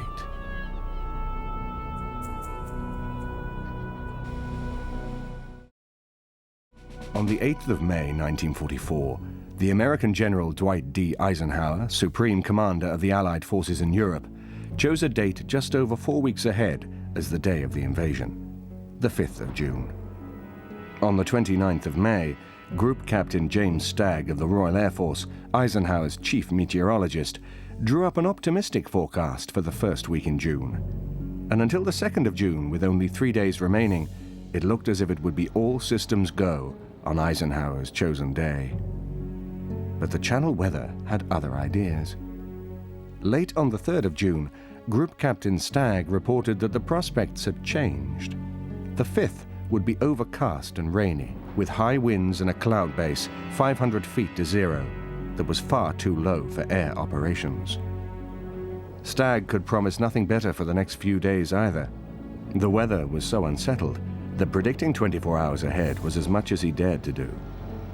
Even so, Stagg held out for some hope on the 6th of June, but his forecast was so tentative that Eisenhower had to make a command decision on whether the invasion would go in or not. Even as he pondered this dilemma, Eisenhower's command trailer was being buffeted by wind and hour upon hour of rain, with slate-grey skies looming overhead. It was hardly the flaming June of British weather lore. If we look at June 1944 and we see this stormy period that was around the time of D-Day, and indeed for the period when D-Day might have been a fortnight later, you might think that somehow this was abnormal, but it's part of the normal variability of weather in this part of the world. And I don't think you have to look for any special causes. I think what's happening is that the events are of great significance, and then we look at the weather associated with those events. We don't look at the weather for all the other times. Eisenhower had to consider the Channel tides, which would not be favourable again for nearly a fortnight after the 6th of June. Already, ships sailing from Oban in Scotland on the 31st of May, carrying amphibious bridges for the invasion, had to be brought back to port. If the invasion did not go in on the 6th of June, then more ships would have to be recalled and refueled, and the troops disembarked. That could mean a lowering of combat readiness and problems with morale and security. Fortunately, on Sunday, the 4th of June, Stagg had rather better news for Eisenhower. On Monday, the 5th of June, a new weather front was going to move up the Channel, bringing clearer weather that should last until the morning of Tuesday, the 6th. It would stop raining at last, the winds would lessen, and cloud cover would rise. However, there were potential snags. It would still be cloudy, which meant a reduction in the daylight, and the better weather on Tuesday morning was likely to last no more than 2 or 3 hours. But as Eisenhower himself put it, the question is just how long can you hang this operation on the end of a limb and let it stay there? He decided to take the chance and gave the order for the Armada to set out. I think he was a courageous man of supreme judgment. He had expert meteorological advice. He had the best brains available to him. He had trained himself and his commanders to listen to that advice. He had done this twice before, in the invasion of North Africa and the invasion of Sicily. He'd had meteorologists at his elbow. Almost always the problem had been the relationship between the wind and the state of sea, getting the landing craft ashore. And in each occasion, he had gone when many of his people thought that these conditions were unsuitable, too rough. And in each occasion he achieved surprise because the enemy thought it was too rough as well. So, yes, he took a chance because weather forecasting was not and still is not an exact science. There are too many possibilities to get it absolutely right every time. But nevertheless, it was a very professional, sound and courageous judgment, I think. Minutes after midnight on the 6th of June 1944, Allied airborne troops were already landing in France. And by 18:30 hours, the first American troops had crossed the choppy Channel waters and were coming ashore. The resistance they met was ferocious, and Omaha Beach, the American landing site, became a slaughtering ground for GIs. But essentially, the Germans had been taken by surprise. Much of this was due to an elaborate campaign of deception by the Allies, which had successfully masked the true site of the D-Day invasion in Normandy.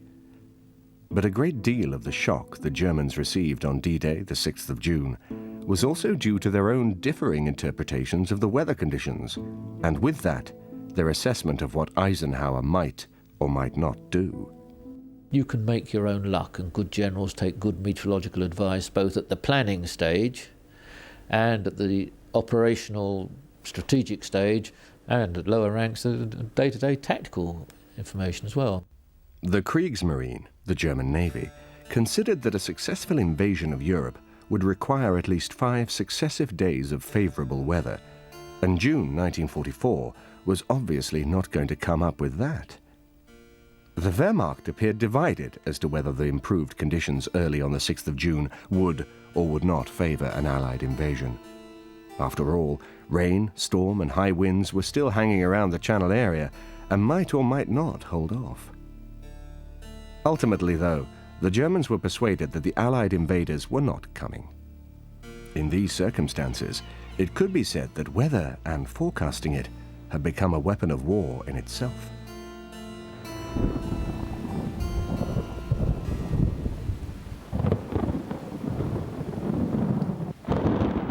The ultimate aim of the Normandy invasion of 1944 was, of course, the invasion and conquest of Nazi Germany itself. In order to do that, Allied forces had to cross the River Rhine, the 820-mile-long waterway that flowed from the Alps to the North Sea, through one of Europe's most highly industrialized and densely populated areas. The Rhine had the potential to protect Germany from invasion, just as the English Channel protected Britain, and would do so because of rain. Particularly heavy spring rains, combined with the melting of alpine snows, would raise the level of the river by as much as 25 feet. It would flood adjacent areas, and so provide a crucial obstacle to armies attempting to cross. This worst-case scenario became an important factor when planning began for the crossing of the Rhine that was to take place in the spring of 1945. To handle the possible problem of a Rhine overflowing with excessive rainwater, SHAEF, Supreme Headquarters Allied Expeditionary Force, set up the Rhine Flood Prediction Service. Undue rain was not the only question the service had to consider. It was possible that the Germans would add their own contribution by blowing up the dams upriver. If that occurred while the Allied forces were crossing, the Rhine would rise to critical levels within a very short time. Flood prediction on the Rhine followed several lines of inquiry. Weather conditions along the river were monitored daily. Rainfall was studied over an even greater area, the area already occupied by the Allies after D-Day, and the estimated rainfall in adjacent German-held territory. Interpretations were made of weather reports sent in by the Allied armies as they approached the Rhine. The Prediction Service also studied the meteorological history of the Rhine region and the records kept in the past. These studies proved all the more valuable because the winter of 1944 to 1945 produced even heavier rains than normal, with severe flooding along several reaches of the river. This was exactly the situation the service had been designed to combat. By the spring of 1945, staff of the flood prediction had become experts on the flood potential of the Rhine, and could not only predict what the river would do several days in advance, but what would happen if the Germans destroyed the bridges. The first Allied forces into Germany crossed the Rhine by the bridge at Remagen on the 7th of March, 1945. As fate would have it, the weather was favorable, and the river levels were appreciably lower than they had been in spring for some time. The Germans, what is more, left the upper Rhine dams intact. Nevertheless, the work of the Flood Prediction Service showed what had to be done in the age of modern mechanized warfare, and how much expertise was needed to cope with the chance of too much rainfall and its aftermath.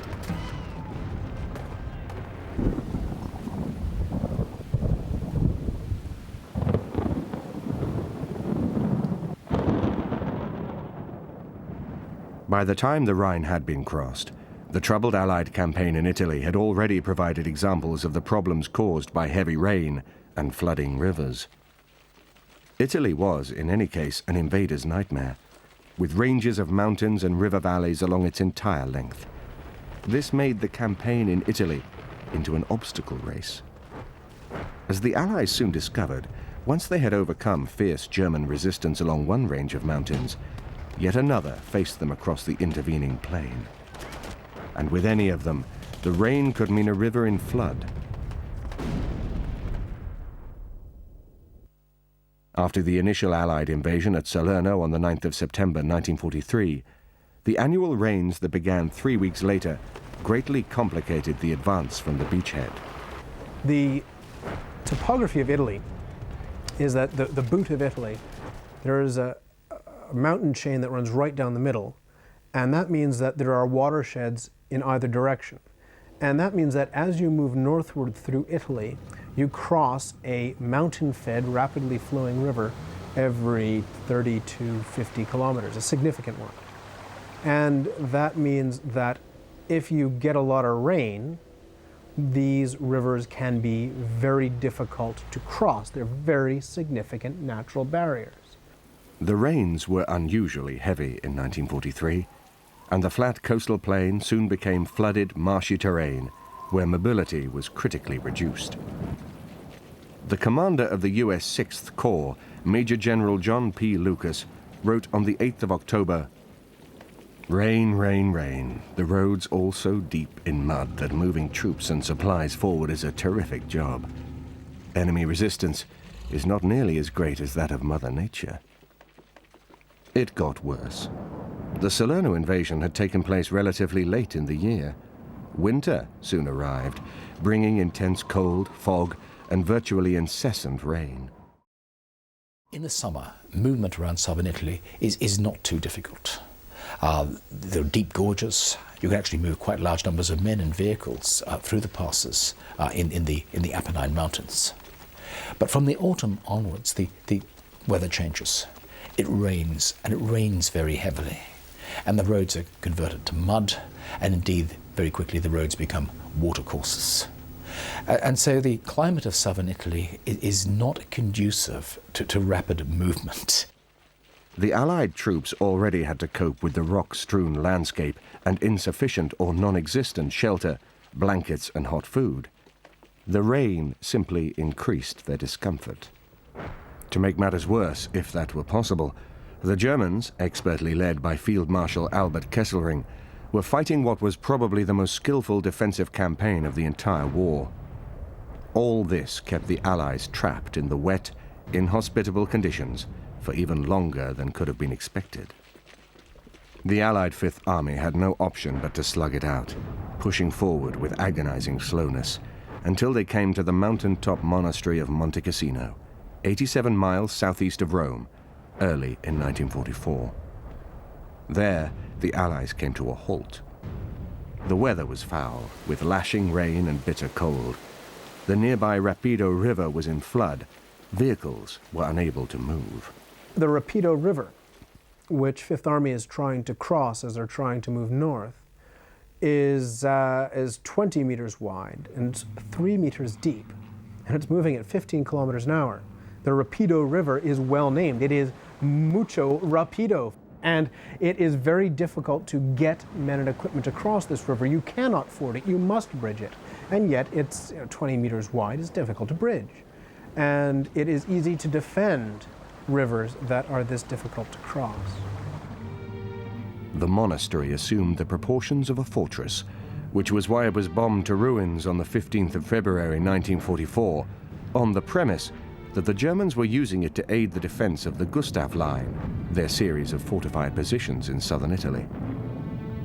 The Germans had no interest in the monastery while it still stood intact, but after the Allied raid, they moved in among the piles of rubble.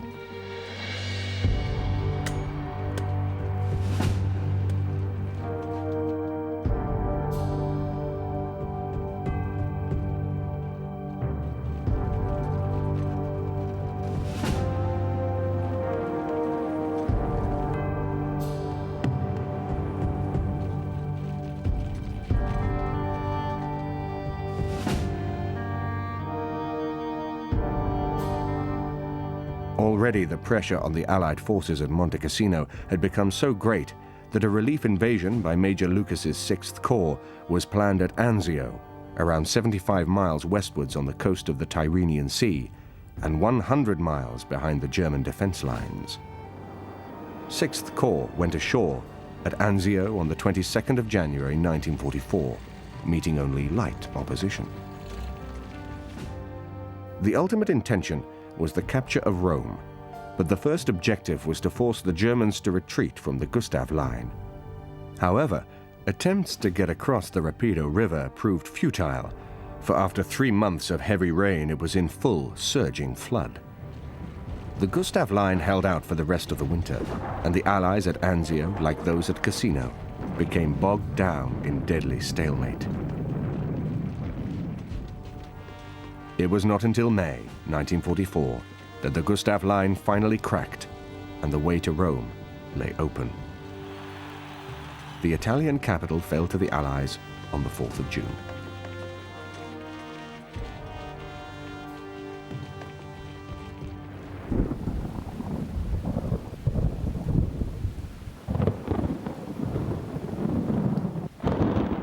In Italy, a military commander's worst nightmare came true for General Mark Clark, American commander of the Fifth Army, when his troops were forced to fight against a determined enemy in inhospitable conditions at the wrong time of year. Though detail and locale were quite different, General William Slim, Uncle Bill as he was known to his admiring troops, suffered a similar experience in Burma in 1942, when the British were thrashed to defeat and retreat by the rampant forces of the Empire of Japan. The Japanese were already in Burma by the 11th of December 1941, only 4 days after their attack on Pearl Harbor had shocked the United States into the Second World War. Within 4 months, in Burma, they were fighting their way through jungle terrain generally thought to be impenetrable and smashing British resistance on all fronts. Somehow, or as skeptics said, by some miracle, the British had to extricate their troops. Slim looked at the options, and one option was getting out of Burma before the monsoons and then fighting his way back into Burma. And the other option was to try to join up with the Chinese by extracting into China and join up with the Americans as well and try to come out that way. All of the other options were worse than the option of pulling back before the monsoon. He knew that he could withdraw his army deep into Burma. His predecessor, General Hutton, had actually established bases running all the way up the Irrawaddy and really all the way up to the Chindwan. And so it was possible to fall back on these logistic depots, these bases, and keep his army intact. However, beyond the Chindwan, there was a range of mountains, jungle-clad, dreadfully malarial, and there was no direct line of communication to India. On the 11th of April, General Slim, in command of the 14th Army, received the order to withdraw to India. The timing could not have been worse. The monsoon rains would soon break, soaking everything: the ground, the trees, the men, their weapons and equipment, their clothes, their bedding, their food. Slim was, in fact, being forced to embark on this epic of mass escape at the most grueling time of the year. The Burmese jungle in April and May was at its sweatiest, thirstiest, most fly-infested, and most enervating.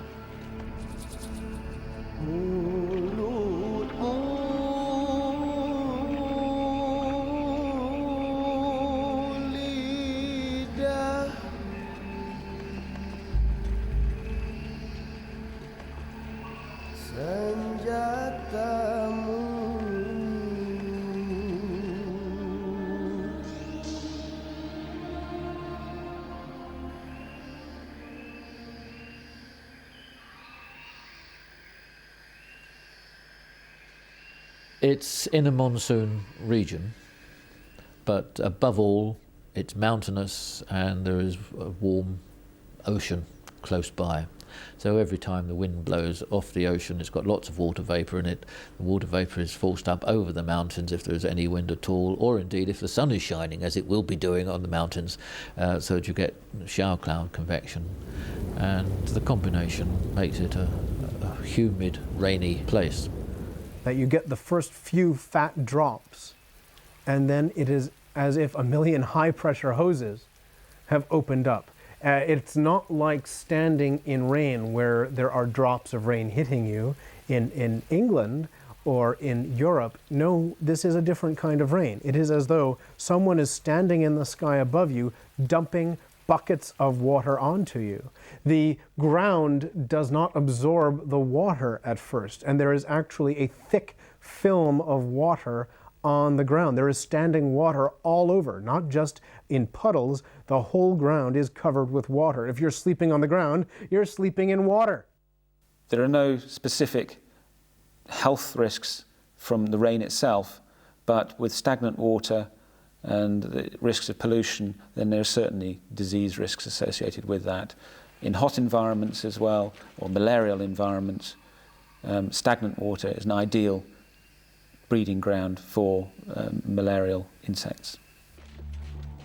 Slim's forces, made up of British, Indian and Gurkha soldiers, crossed the Irrawaddy River heading for Assam in eastern India. The roads were choked with refugees. The Japanese were in pursuit and outflanked Slim's army several times. Then on the 12th of May, the monsoon broke and the Japanese advance was halted. At the same time, the full misery of day upon day and night after night of perpetual rain was unleashed. Before long, Slim's men were wet through, caked in mud and chilled to the bone. From then on, for the 5.5 months their retreat lasted, Slim's men hardly knew what it was to be dry. Slim himself described what it was like. Ploughing their way up slopes over a track inches deep in slippery mud soaked to the skin, rotten with fever, ill-fed and shivering as the air grew cooler, the troops went on hour after hour, day after day. Their only rest at night was to lie on the sodden ground under the dripping trees, without even a blanket to cover them. When at last they reached India, over those terrible jungle mountains, the army of Burma sank down on the frontier of India, dead beat and in rags. Not all of them made it, though. The retreat from Burma cost 10,036 lives, and Slim himself admitted that the monsoon had almost destroyed his army. But 2 years later, Slim and a new revitalized 14th Army were back in Burma, kicking the Japanese back to Rangoon, as the general put it. By the 3rd of May 1945, when Rangoon was captured, the war in Burma was virtually at an end. And this time it was all over before that year's monsoon arrived and the rains began. In war, as in many other complex situations, the outcome is influenced by cascades of events. X happens, Y happens, Z happens, and because of the interaction of all of these influences, you get an outcome. So, can rain be part of an event cascade that results in a certain outcome? Yes, it can. Is rain the only thing? You can never say that anything is the only thing that creates an outcome in war.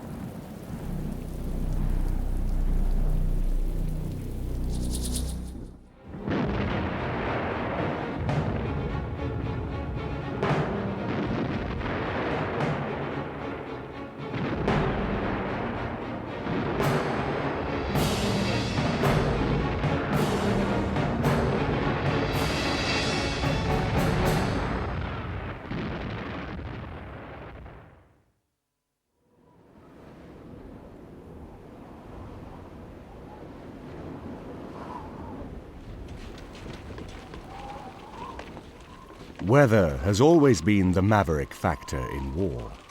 It has influenced and sometimes decided victory or defeat. It has halted armies.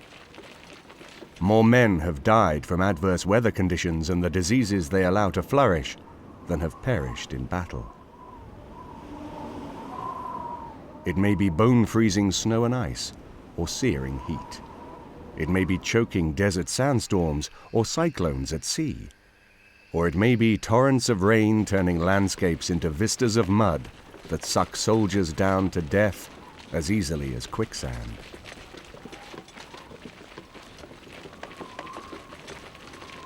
Weather has used many ways to ruin the plans, the strategies, and the hopes of even the most brilliant generals. But the result is always the same. When weather works against one's plans, it has the capacity to torment all who fall into its clutches. A lot of the influence of weather on military campaigns depends on where in the world you are. If you are in the Mediterranean on land, the weather is far more predictable. If you're out there in the summer, it will be hot, it will be dry, you will get no rain. All you've got to do is make sure that you've got water. And then there are parts of the world where the weather is far more influential. I suppose the earliest example that we have is in the sea when the Persians were invading Greece. We had the Battle of Salamis for 480 BC. But there are other examples. Invasions across the English Channel seem to get delayed almost always by the weather. And this is true from William the Conqueror, Henry V going the other way. And then more recently in D-Day, the other way round, even though by then, of course, we're not talking about the mercy of the wind affecting sails, because none of the invading crafts were sail-borne, you still had a situation where the weather was absolutely critical to the success of this enormous mechanized force landing. So armies, when they set to sea, could never be sure that they would arrive at the other end. The weather was the critical factor. When a Mediterranean ruler, King Philip II of Spain, set out to invade England, one thing he did not plan for, because he had no clue about, was Northern European weather. Was the fact that a storm can blow in from the North Atlantic without warning, and all it took was one good blow, and a lot of his ships were on the beach in Calais roads, helpless. And it shows that unless you have the intuitive understanding of the weather in the theater where you're going to operate, you can plan every detail and the weather will screw you up in the end.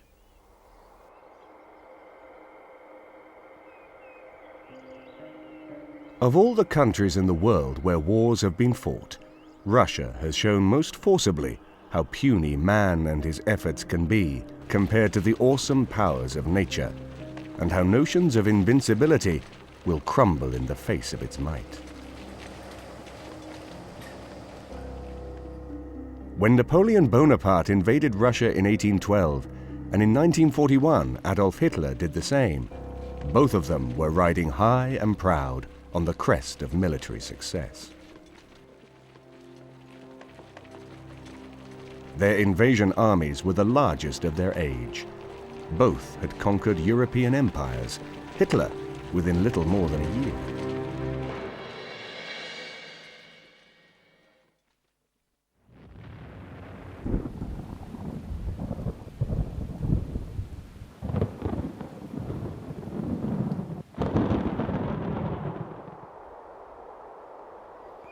With its massive snowdrifts, ice that froze rivers and lakes several feet below the surface, and driving winds that seemed to cut through to the bone, the climate of Russia was barely livable for those unused to it or unaware of what it could do to armies, their equipment, and their ambitions.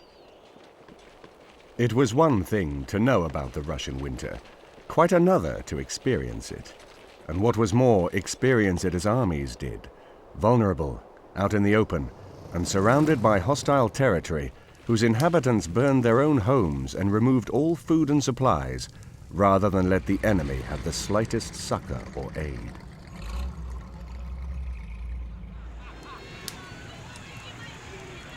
In Russia, as Napoleon and Hitler were forced to realize, the frozen earth of winter was also the scorched earth of sacrifice. The accounts of the soldiers who endured this punishing ordeal by climate were remarkably similar, despite the lapse of 130 years. In 1812, one of Napoleon's grenadiers wrote in his diary, "It is so cold that the crows tumble frozen from the sky. Our nostrils are choked, our mouths filled with lumps of ice, and ice needles which the wind drives into our faces make us blind." All things considered, from a Russian point of view, the weather is very fierce, it's very extreme, and it's very unpleasant for humans and for machines. If you're going back to extreme cold weather marches like the Second World War and Napoleon and so on and so forth, they didn't have any para-wings, they did have heavy equipment, they didn't have the right sort of clothing, and the fact that they died in droves is not surprising. When we're thinking of the Russian winter, we are apt to think of the whole of this mass, which is enormous. But Moscow is only about 35 degrees east, and so really the Siberian climate was never experienced by either of these armies. They suffered worst when the winds would be from the east and brought the wind from the very cold regions, or on occasions, of course, from the Arctic.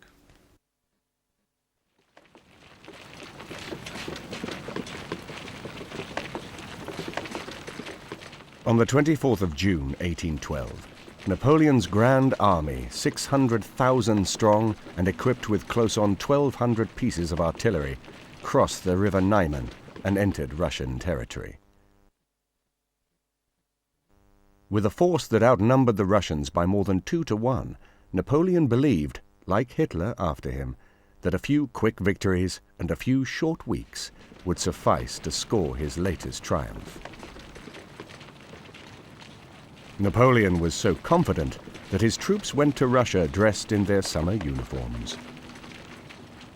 Napoleon had to expect that he could get the Russians to a decisive battle, defeat them in a decisive battle, and get his army back to wherever in Europe they came from before the really cold weather started. Napoleon didn't know how long he intended to stay in Russia. He was never terribly distinct about it. And indeed, in June 1812, he was talking about the invasion of Russia not being a business of a single campaign, but of 2 campaigns. So basically, Napoleon was keeping his options open. I might be able to do it in 1 campaign season, but more likely 2 campaign seasons.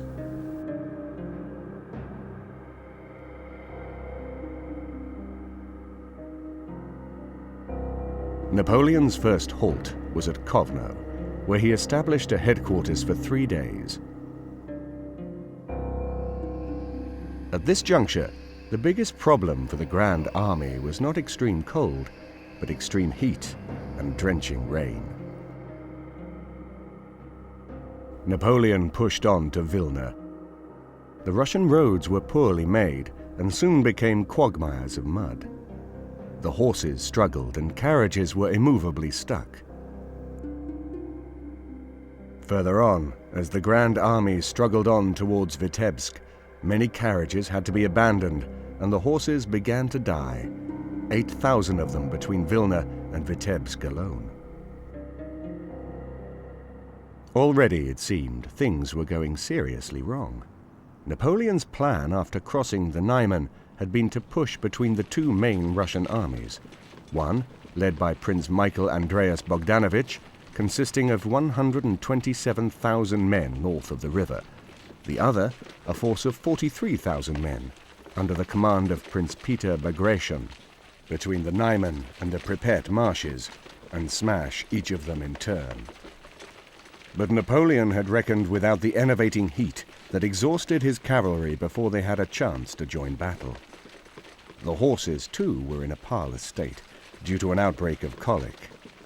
Despite these drawbacks, the French had a chance to outflank the Russians and thrash both their armies as planned. But the chance slipped away, and towards the end of July 1812, the Russians retreated eastwards across the river Dnieper. The French set off in pursuit. As the Russian withdrawal went on, they were drawn deeper and deeper into the huge expanse of Russia. Napoleon managed to catch up and bring the Russians to battle at Smolensk on the 17th of August and at Valutino on the 19th.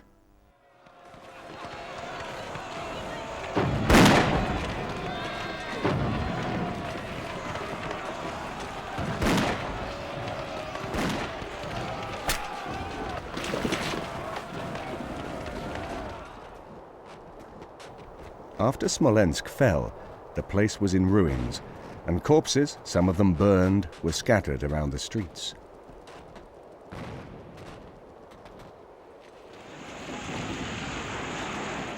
When Napoleon moved on from Smolensk to Vyazma, he found the city in flames. Further on, he found the Russians had stripped Zatsk of salt and bread, and in temperatures topping 90 degrees Fahrenheit, the water supply was crucially low. The next battle, at Borodino, 70 miles west of Moscow, was indecisive. Napoleon was ill, and as the Russians retreated towards Moscow, there was no pursuit. Borodino was fought on the 7th of September 1812. Napoleon and the Grand Army, already depleted, exhausted, hungry and sick, were by this time 700 miles inside Russia, still facing an enemy that had eluded defeat and, what was more, refused to accept it. And when the French finally entered Moscow on the 14th of September, the enormity of their situation was all too apparent. Burning Vyazma had been only a small foretaste. Moscow, by contrast, was being swallowed by fire.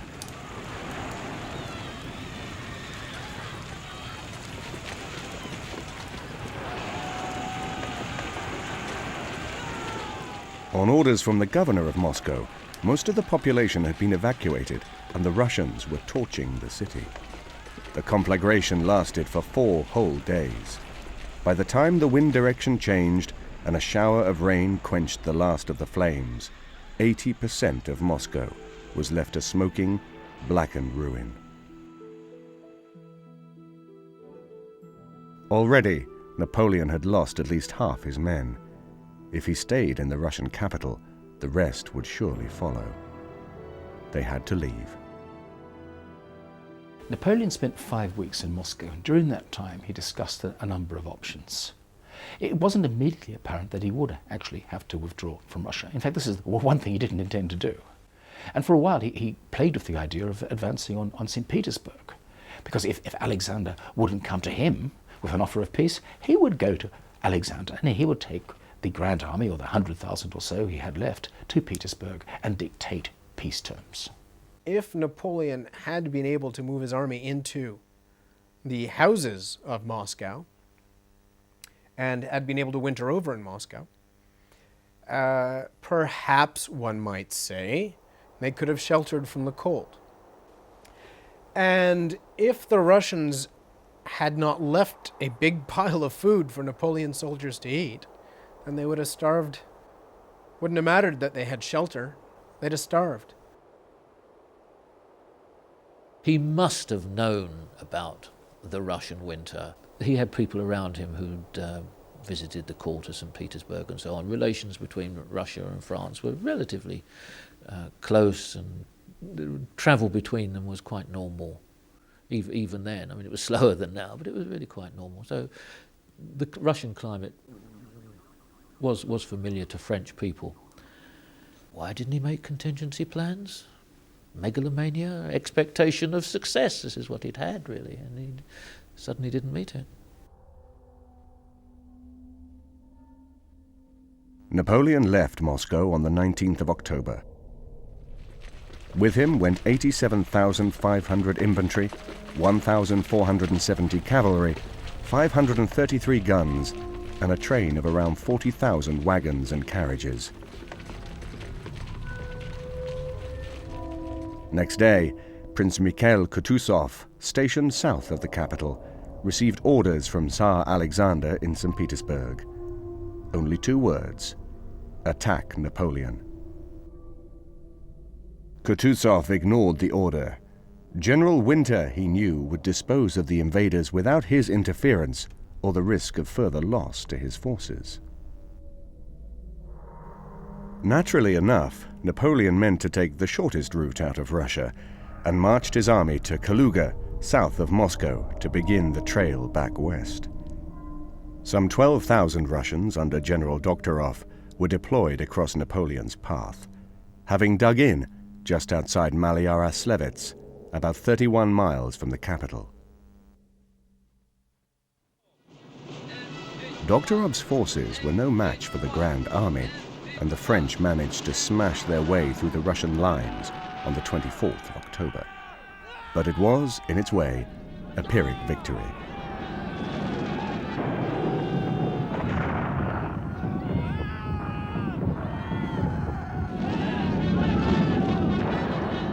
Napoleon realized that the main Russian army, commanded by Kutuzov, had occupied positions along the southern route he had hoped to take out of Russia.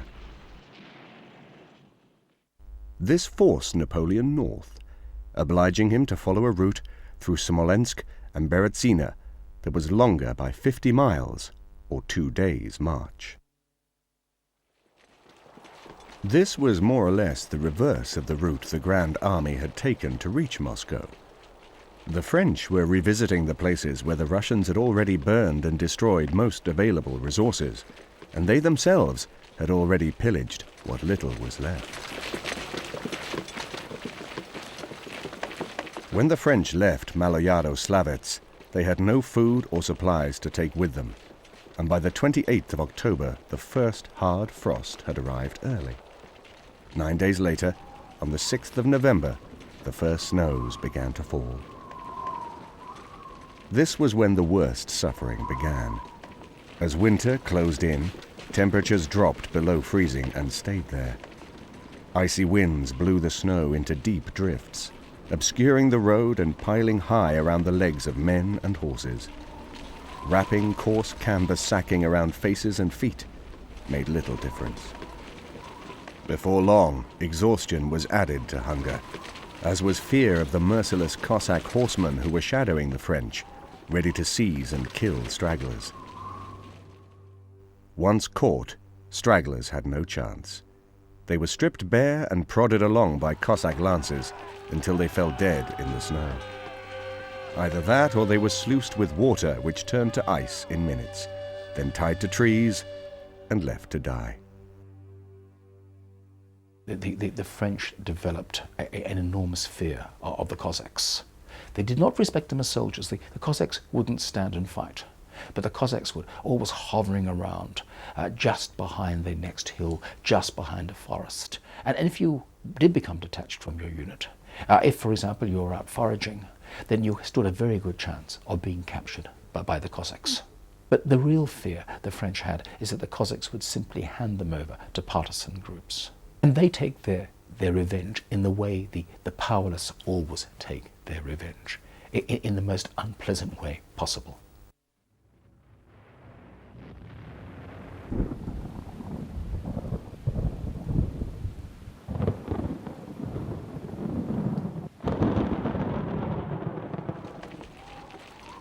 The French gained belated revenge on the Cossacks at Krasnoy, where Napoleon's prize troops, the Guards, slaughtered them on the 14th of November.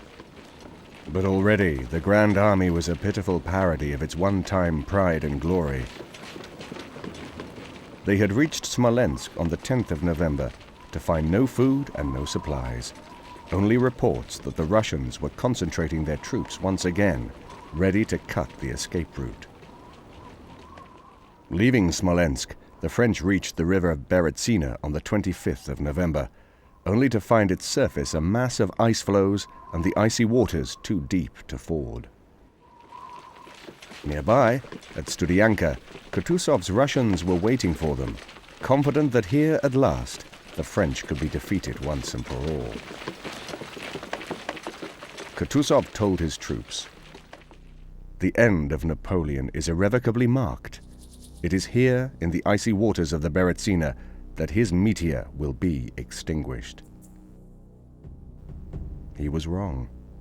He had seriously underestimated the skill, enterprise, and near suicidal courage of Napoleon's sappers.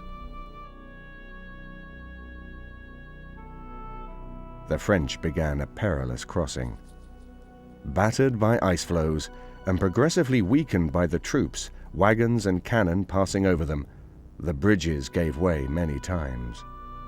The sappers jumped into the water to shore them up, but the ice floes crushed many of them to death, and exposure did the rest.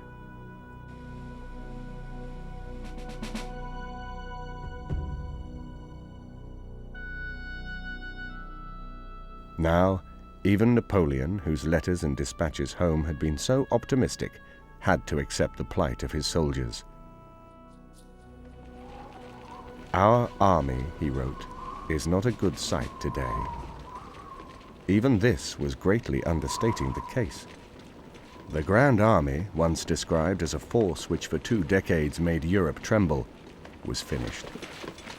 Only those who managed to survive yet another week of storm, snow, ice, and temperatures as low as 38 degrees below freezing managed to reach Smorgoni, near Vilna, on the 4th of December. Their agonizing journey was worsened by stomach cramps, diarrhea, and hallucinations caused by the extreme cold. The human body is a very delicate, self-regulating instrument in some ways. It has to function under certain narrowly defined conditions of humidity and temperature and things like that. Fortunately, the planet Earth is filled with places where the human race could evolve under conditions ideally suited. However, if you go to a part of the planet which is not warm, then you are in danger of having your body temperature drop so far that your body's compensating mechanisms can't deal with it. If this gradually falls from its normal 37 down to the low 30s, then it may become uncontrollable, and all the mechanisms inside you just slow down. You stop digesting your food, you stop generating any fuel, and the whole system just collapses. Although they were, of course, more accustomed to their winter than the French, the Russians had not been immune to the depredations of winter. The 100,000 men of Kutuzov's army, for instance, was reckoned to have lost more than 2/3 of its manpower within a few weeks. But the French, fighting far from home in hostile foreign territory, suffered a great deal more. According to the Prussian general Karl Maria von Clausewitz, the advocate of total war, out of the 600,000 who had followed Napoleon into Russia the previous June, and including the reserves and reinforcements who joined them later, only 48,000 were left.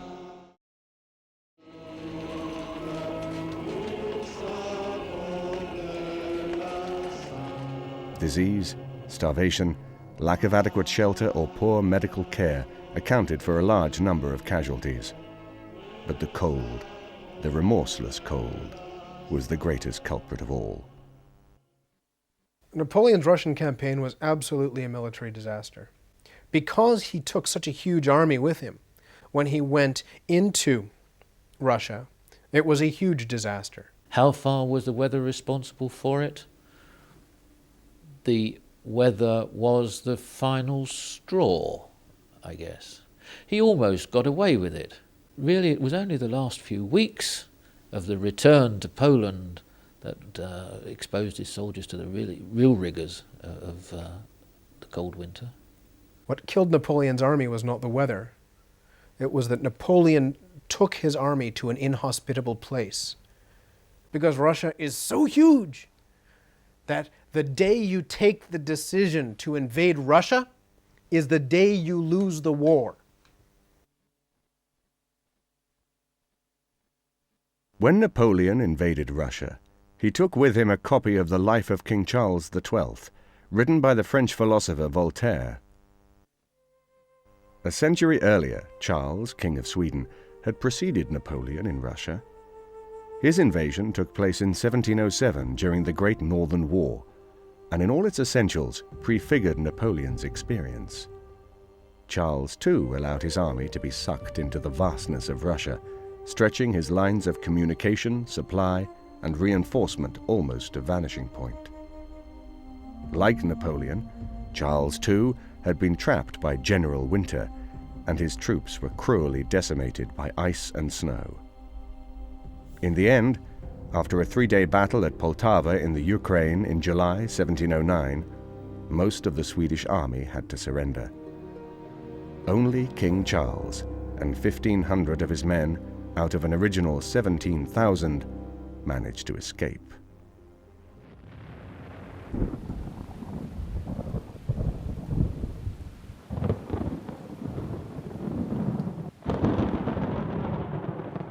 In 1812, Napoleon had been confident that he would not repeat the mistakes King Charles had made.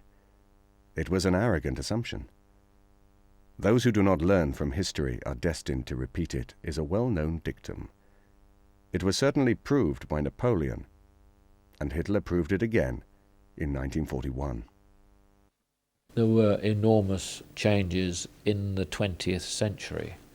So Charles XII and Napoleon would have known in general terms about the climate. They wouldn't have had any figures because the figures didn't really exist, and they wouldn't have thought in figures. They would have just known that it would be very cold in the winter and hot in the summer and humid in the marshes, and would have expected their armies somehow to cope. Hitler, on the other hand, is someone who had scientific meteorology. He had a highly developed meteorological service, and as a result, they were far better able to use the meteorological information they had than anybody who came before them. But you must keep in mind that weather is a chaotic system. It is a complex system in the sense of complexity mathematics. It is a system so complex that what you get out of it does not directly relate to what you put into it. On the 23rd of August 1939, 10 days before the outbreak of the Second World War in Europe, Adolf Hitler and Joseph Stalin signed a non-aggression pact, and within little more than a month, they had carved up Poland between them. But the political ideologies of Communist Russia and Nazi Germany were complete opposites, and their pact was a charade. Virtually everything Hitler had done since coming to power in Germany in 1933 had one overriding aim: the subjugation of the Slavic peoples of Eastern Europe and the seizure of their lands as Lebensraum, living room for the German people. In this, the dismemberment and colonization of Russia was a top priority. The Russians, for their part, were suspicious of Hitler, and in 1939 and 1940 took the precaution of creating a buffer zone that meant their virtual takeover of Lithuania, Latvia, Estonia, and a major part of Finland. Joseph Stalin, nevertheless, found it difficult to believe that Hitler would embark on another war in the East, when his war in the West, where Britain still defied him, had not yet reached a successful conclusion. Russian military leaders, wiser in the ways of war, read the runes more accurately. In the spring of 1941, they saw what it foretold when Hitler occupied or made treaties with Balkan countries that lay along the southern flank of his invasion route.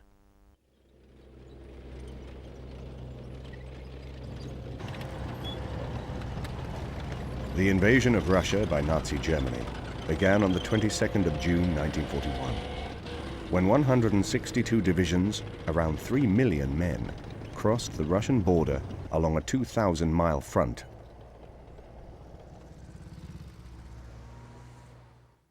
We could have a look at the chart for around the time that Hitler began his invasion. It was what, Sunday the 22nd of June? This would have been about the time that the troops would have started to move, 4 o'clock GMT in the morning. So it's early morning, 6 o'clock here, about the time of nighttime minimum temperatures. And here's a 54 in Poland, Fahrenheit, 12 Celsius, 55, 54, 12, 50, 10, 52 near the coast there, 11 Celsius. And it's dry and fine, good visibility by and large. A good morning for launching an invasion. The invasion force was the largest used in war up to that time. But like Napoleon, Hitler did not expect them to be at war for long. The Russian army, he believed, was badly trained and badly equipped. After the purge of the military between 1937 and 1939, the Führer deceived himself that the Russian commanders were second class. Russia was a giant, but a giant who could be easily toppled by the mighty forces of Nazi Germany. 4 months of blitzkrieg, Hitler reckoned, would be enough to finish the job. This was why, like Napoleon before him, Hitler sent his troops into Russia without winter uniforms and cold weather jackboots, or weapons and equipment that, unlike the Russians, were not winterized. Adolf Hitler war der Ansicht, wir würden Russland in einem Jahr besiegen und hat in keiner Weise daran gedacht, die ganze Truppe mit Winterbekleidung auszustatten. Wir hatten lediglich leichte Kleidung an, die für den Sommer und für die wärmere Jahreszeit vorgesehen war. Mehr nicht. Und das Böse kam noch, denn in dem Winter 41, 42, 42, 43 hatten wir in Russland Minusgrade bis zu 45 Grad Frostwetter und im Sommer bis zu 40 Grad Hitze. Und diesen Unterschied, den musste man da auch verkraften. Und es hat sich nachher herausgestellt, dass an der Front es viel mehr Verluste gab durch Erfrierungen der menschlichen Glieder als durch Tod oder Verwundung seitens des Feindes.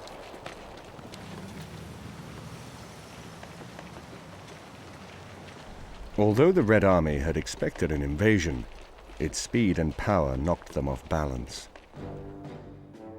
The German Center Army Group raced across the countryside, creating pincer movements that trapped 290,000 Russians at Minsk and another 100,000 at Smolensk. By the 19th of July, the Germans had also captured 4,500 Russian tanks and 3,300 guns, and Center Army Group was already heading for Moscow. Despite phases of simmering summer heat, up to 104 degrees Fahrenheit at times, vast distances were covered, putting an immense strain on the German supply lines. But the Blitzkrieg raced on. Even Army Group South, under the command of Field Marshal Karl von Rundstedt, which had more difficult terrain to cover, had almost reached Kiev, far to the south, by the third week in August. Kiev fell on the 19th of September, and 665,000 Russian troops surrendered.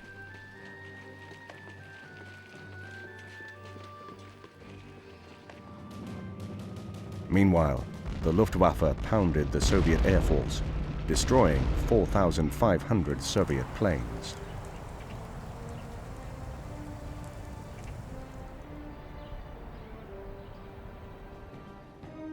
By September, the Germans had reached the Crimea and were driving for Sevastopol. In early October, in the north, they were invading Leningrad. 2 weeks later, in the south, they were threatening Rostov and Kharkov.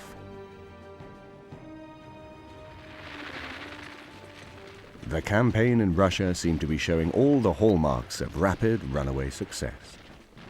At first, this had certainly been true. But was this really going to be a rerun of France and the Low Countries, where in 1940 Blitzkrieg had scored such brilliant victories in only 6 weeks? Hitler's 4 months were due to run out on the 22nd of October, and by then, his armies were still 40 miles from Moscow. Worse still, the strains of the lightning advance were beginning to tell. Some German army units had lost 50% efficiency, and the infantry was not much better off. Exhaustion and frustration ran through the ranks. The Russian tundra had proved harder to cross than the Germans had imagined, and the difficult terrain in the north had slowed their advance. Experiences like these ate away at German confidence and faded the prospects for a quick, decisive triumph.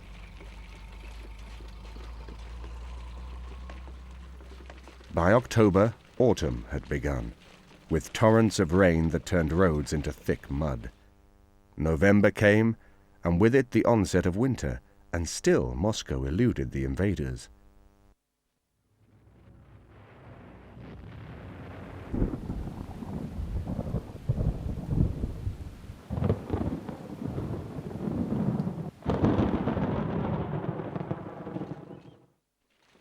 After the shock of the initial assault, the Russians had been in disarray, and 3 million of them had died in the first few months. But by the time autumn and winter arrived, they had been able to make good their losses in material and had drawn on their huge population for new recruits. The Russians brought in as many as 100 divisions of fresh troops, all accustomed to the freezing Russian winter, all imbued with an iron resolve to preserve their homeland. As had once been said of the Americans in their war with Britain in 1812, they knew what they fought for and loved what they knew. What the Germans miscalculated upon, well, a number of things, but was the resilience both of Soviet will and Soviet capacity to fight. During the summer of 1941, Stalin and his subordinates were able to tap into the vast resources of the Soviet Union, manpower resources, equipment, raw materials and so forth. Sometimes in an efficient way, sometimes in an inefficient way, but nonetheless to generate the combat power long after their forward deployed armies have been destroyed, to continue engaging the Germans in attritional fighting. This then was the caliber of the Red Army that barred the Germans' way to Moscow.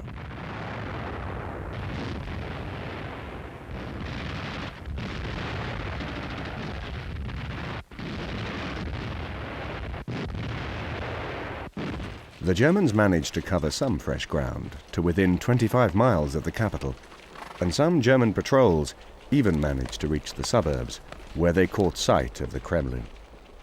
But Moscow remained as elusive as a mirage.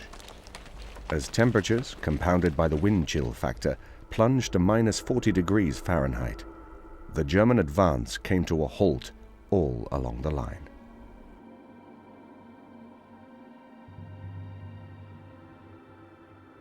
Hitler, infuriated, had already fired von Rundstedt, and now he relieved other generals and took personal command. This, even more surely than the Russian winter, promised total disaster for the Germans. By the end of 1941, when a Russian counteroffensive had driven them out of Kalinin and Kaluga near Moscow, the Germans were facing not one enemy in Russia, but three. Determined to keep the Soviet Union in the war, the British and Americans were supplying the Russians with weapons, ammunition, and almost every other type of military equipment. The Germans, meanwhile, had no such help, nor realistic hopes of any. Like Napoleon's troops, they were freezing to death in their inadequate uniforms. In an effort to protect themselves, German soldiers wore 3 pairs of long johns, or several layers of women's knickers, and supplemented them with whatever they could steal from Russian corpses. Russian felt boots and long, heavy greatcoats were especially sought after, and in German-occupied areas of Russia, the local inhabitants were stripped of all or any warm clothing. Ja, und dann ging das bis vor Moskau. Dann kam die große Kälte. Ich leide heute noch dran, Zehen erfroren. Ne? Und wenn ich mir diese Mütze nicht besorgt hätte von toten Russen, da wären meine Ohren auch weg. Und dann war da ein Leutnant, der hat mich angeguckt, war in Ostpreußen. Mein Jungchen sagte, du gehst wohl nicht gut zu Wege, ne? Ne, ich sag, mir ist schlecht. Ja, sagte, nach Hauptverbandsplatz. Da kamen die Verwundeten hin und die eben krank waren wie ich. Am Umfallen war, Füße schon erfroren, die Zehen hingen die Strümpfe schon dran. Ne? Mittlerweile hatten wir 40 Grad Kälte. Da ging bei uns maschinell gar nichts. Und der Russe, die von Sibirien kam, den die MG ging, die Motoren liefen, wir hatten ja nicht mal Kühlflüssigkeit. Stellen Sie sich das mal vor, bevor wir alle stehen gelassen haben, da muss ich jedes Mal das Wasser ablassen, ne? Wenn wir eine Nacht da gelegen haben, zwischendurch den Motor laufen lassen. Ne? Wir hatten gar nichts, wir waren grundsätzlich auf den Winter gar nicht vorbereitet. When it became clear to ordinary German soldiers, in particular those nearest the front line, or at the front line who were the least well provided with winter kit, that the resources available to the German army way back in Poland or in Austria or Germany were not going to be available to them personally, then clearly they had to take some fairly radical steps simply to stay alive, let alone to keep on fighting. And unfortunately for the local population, if the German armed forces could not provide the things that the German soldiers needed to survive, then they were the ones who were going to have to do so. Hitler's concentration camp system was systematically stealing every fur coat from every Jewish person in all of Europe. And one of the basic forms of winterization that the Nazis used was to take the fur coats that they'd stolen from people they were gassing in central Poland and put them on vans and take them out to the soldiers freezing in the Eastern Front, and they could turn these fur coats inside out and use them for warmth. They just thought it got a little bit colder than Germany. Campaigning in the Soviet Union was like going to another planet to campaign, and they weren't prepared for life on this other planet.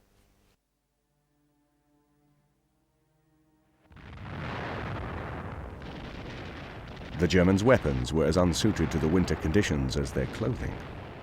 The firing pins of their rifles snapped in the cold.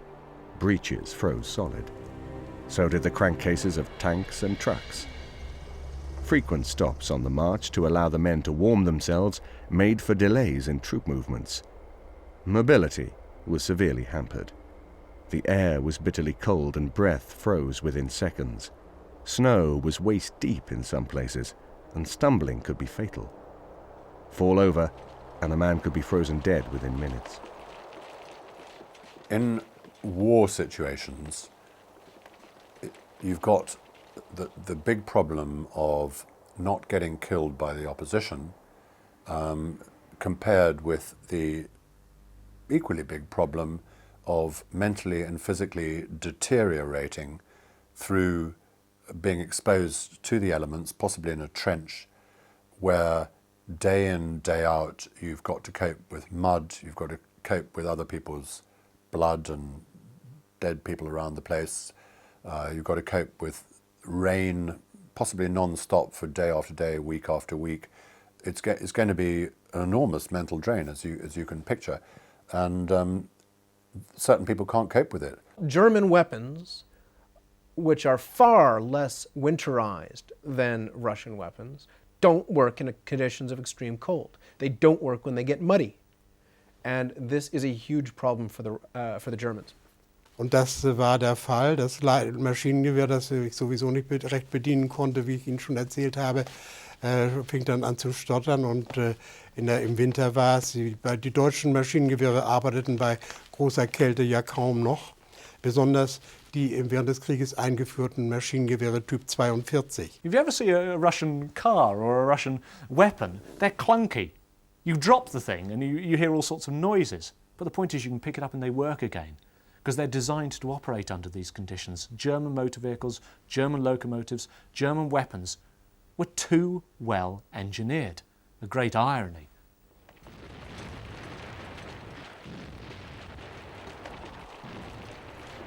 By January and February 1942, the Russians were attacking along the entire front, from Finland in the north to the Crimea in the south.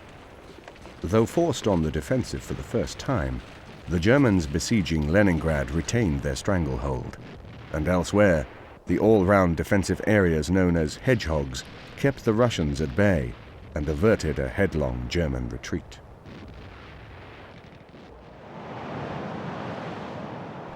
When spring and summer came at last, the Germans fared well. They managed to eliminate salients created by the Russians during the winter, and in July 1942, they captured Sevastopol. Then, new orders and a drastic change of plan reached the German armies from the Führer in Berlin. Now Hitler ordered two major drives, to Stalingrad in the north and to the Caucasus with its valuable oil reserves in the south. Strategically speaking, this was madness. Dividing the strength of the armies in Russia meant reducing manpower for both operations, and the gap that opened up between the two drives, north and south, left free a mass of Russian troops who were not directly involved. In the event, the Caucasus campaign, which began on the 13th of July 1942, achieved only minimal success. especially after it was crucially weakened by the withdrawal of the 4th Panzer Army. On Hitler's orders, and in the face of strong protests from his commanders in the Caucasus, the panzers were sent north to bolster the 6th Army under General Friedrich von Paulus, which had become involved in a struggle that was, in every sense, a fight to the death.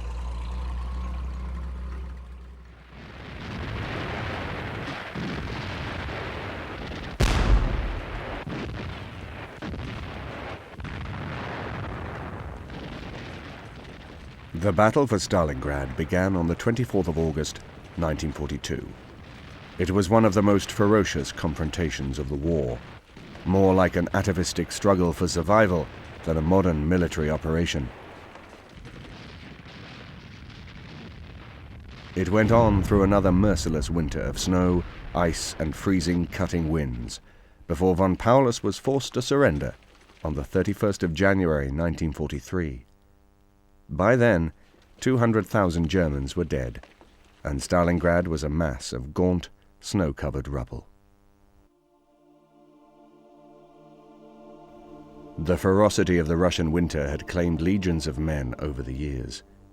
Its force, underestimated by military giants who simply failed to allow for extremes of temperature and environment. The mighty Napoleon tamed nations, but he didn't identify one of his most dangerous enemies until it was too late. Even for Charles, the King of Sweden, the Scandinavian cold could not prepare him and his men for the treacherous Russian winter. At Stalingrad, the tide of the war in the East turned decisively against Hitler and led all the way to Berlin in 1945 and the destruction of the Third Reich in the blood, flames, and ruin of total war.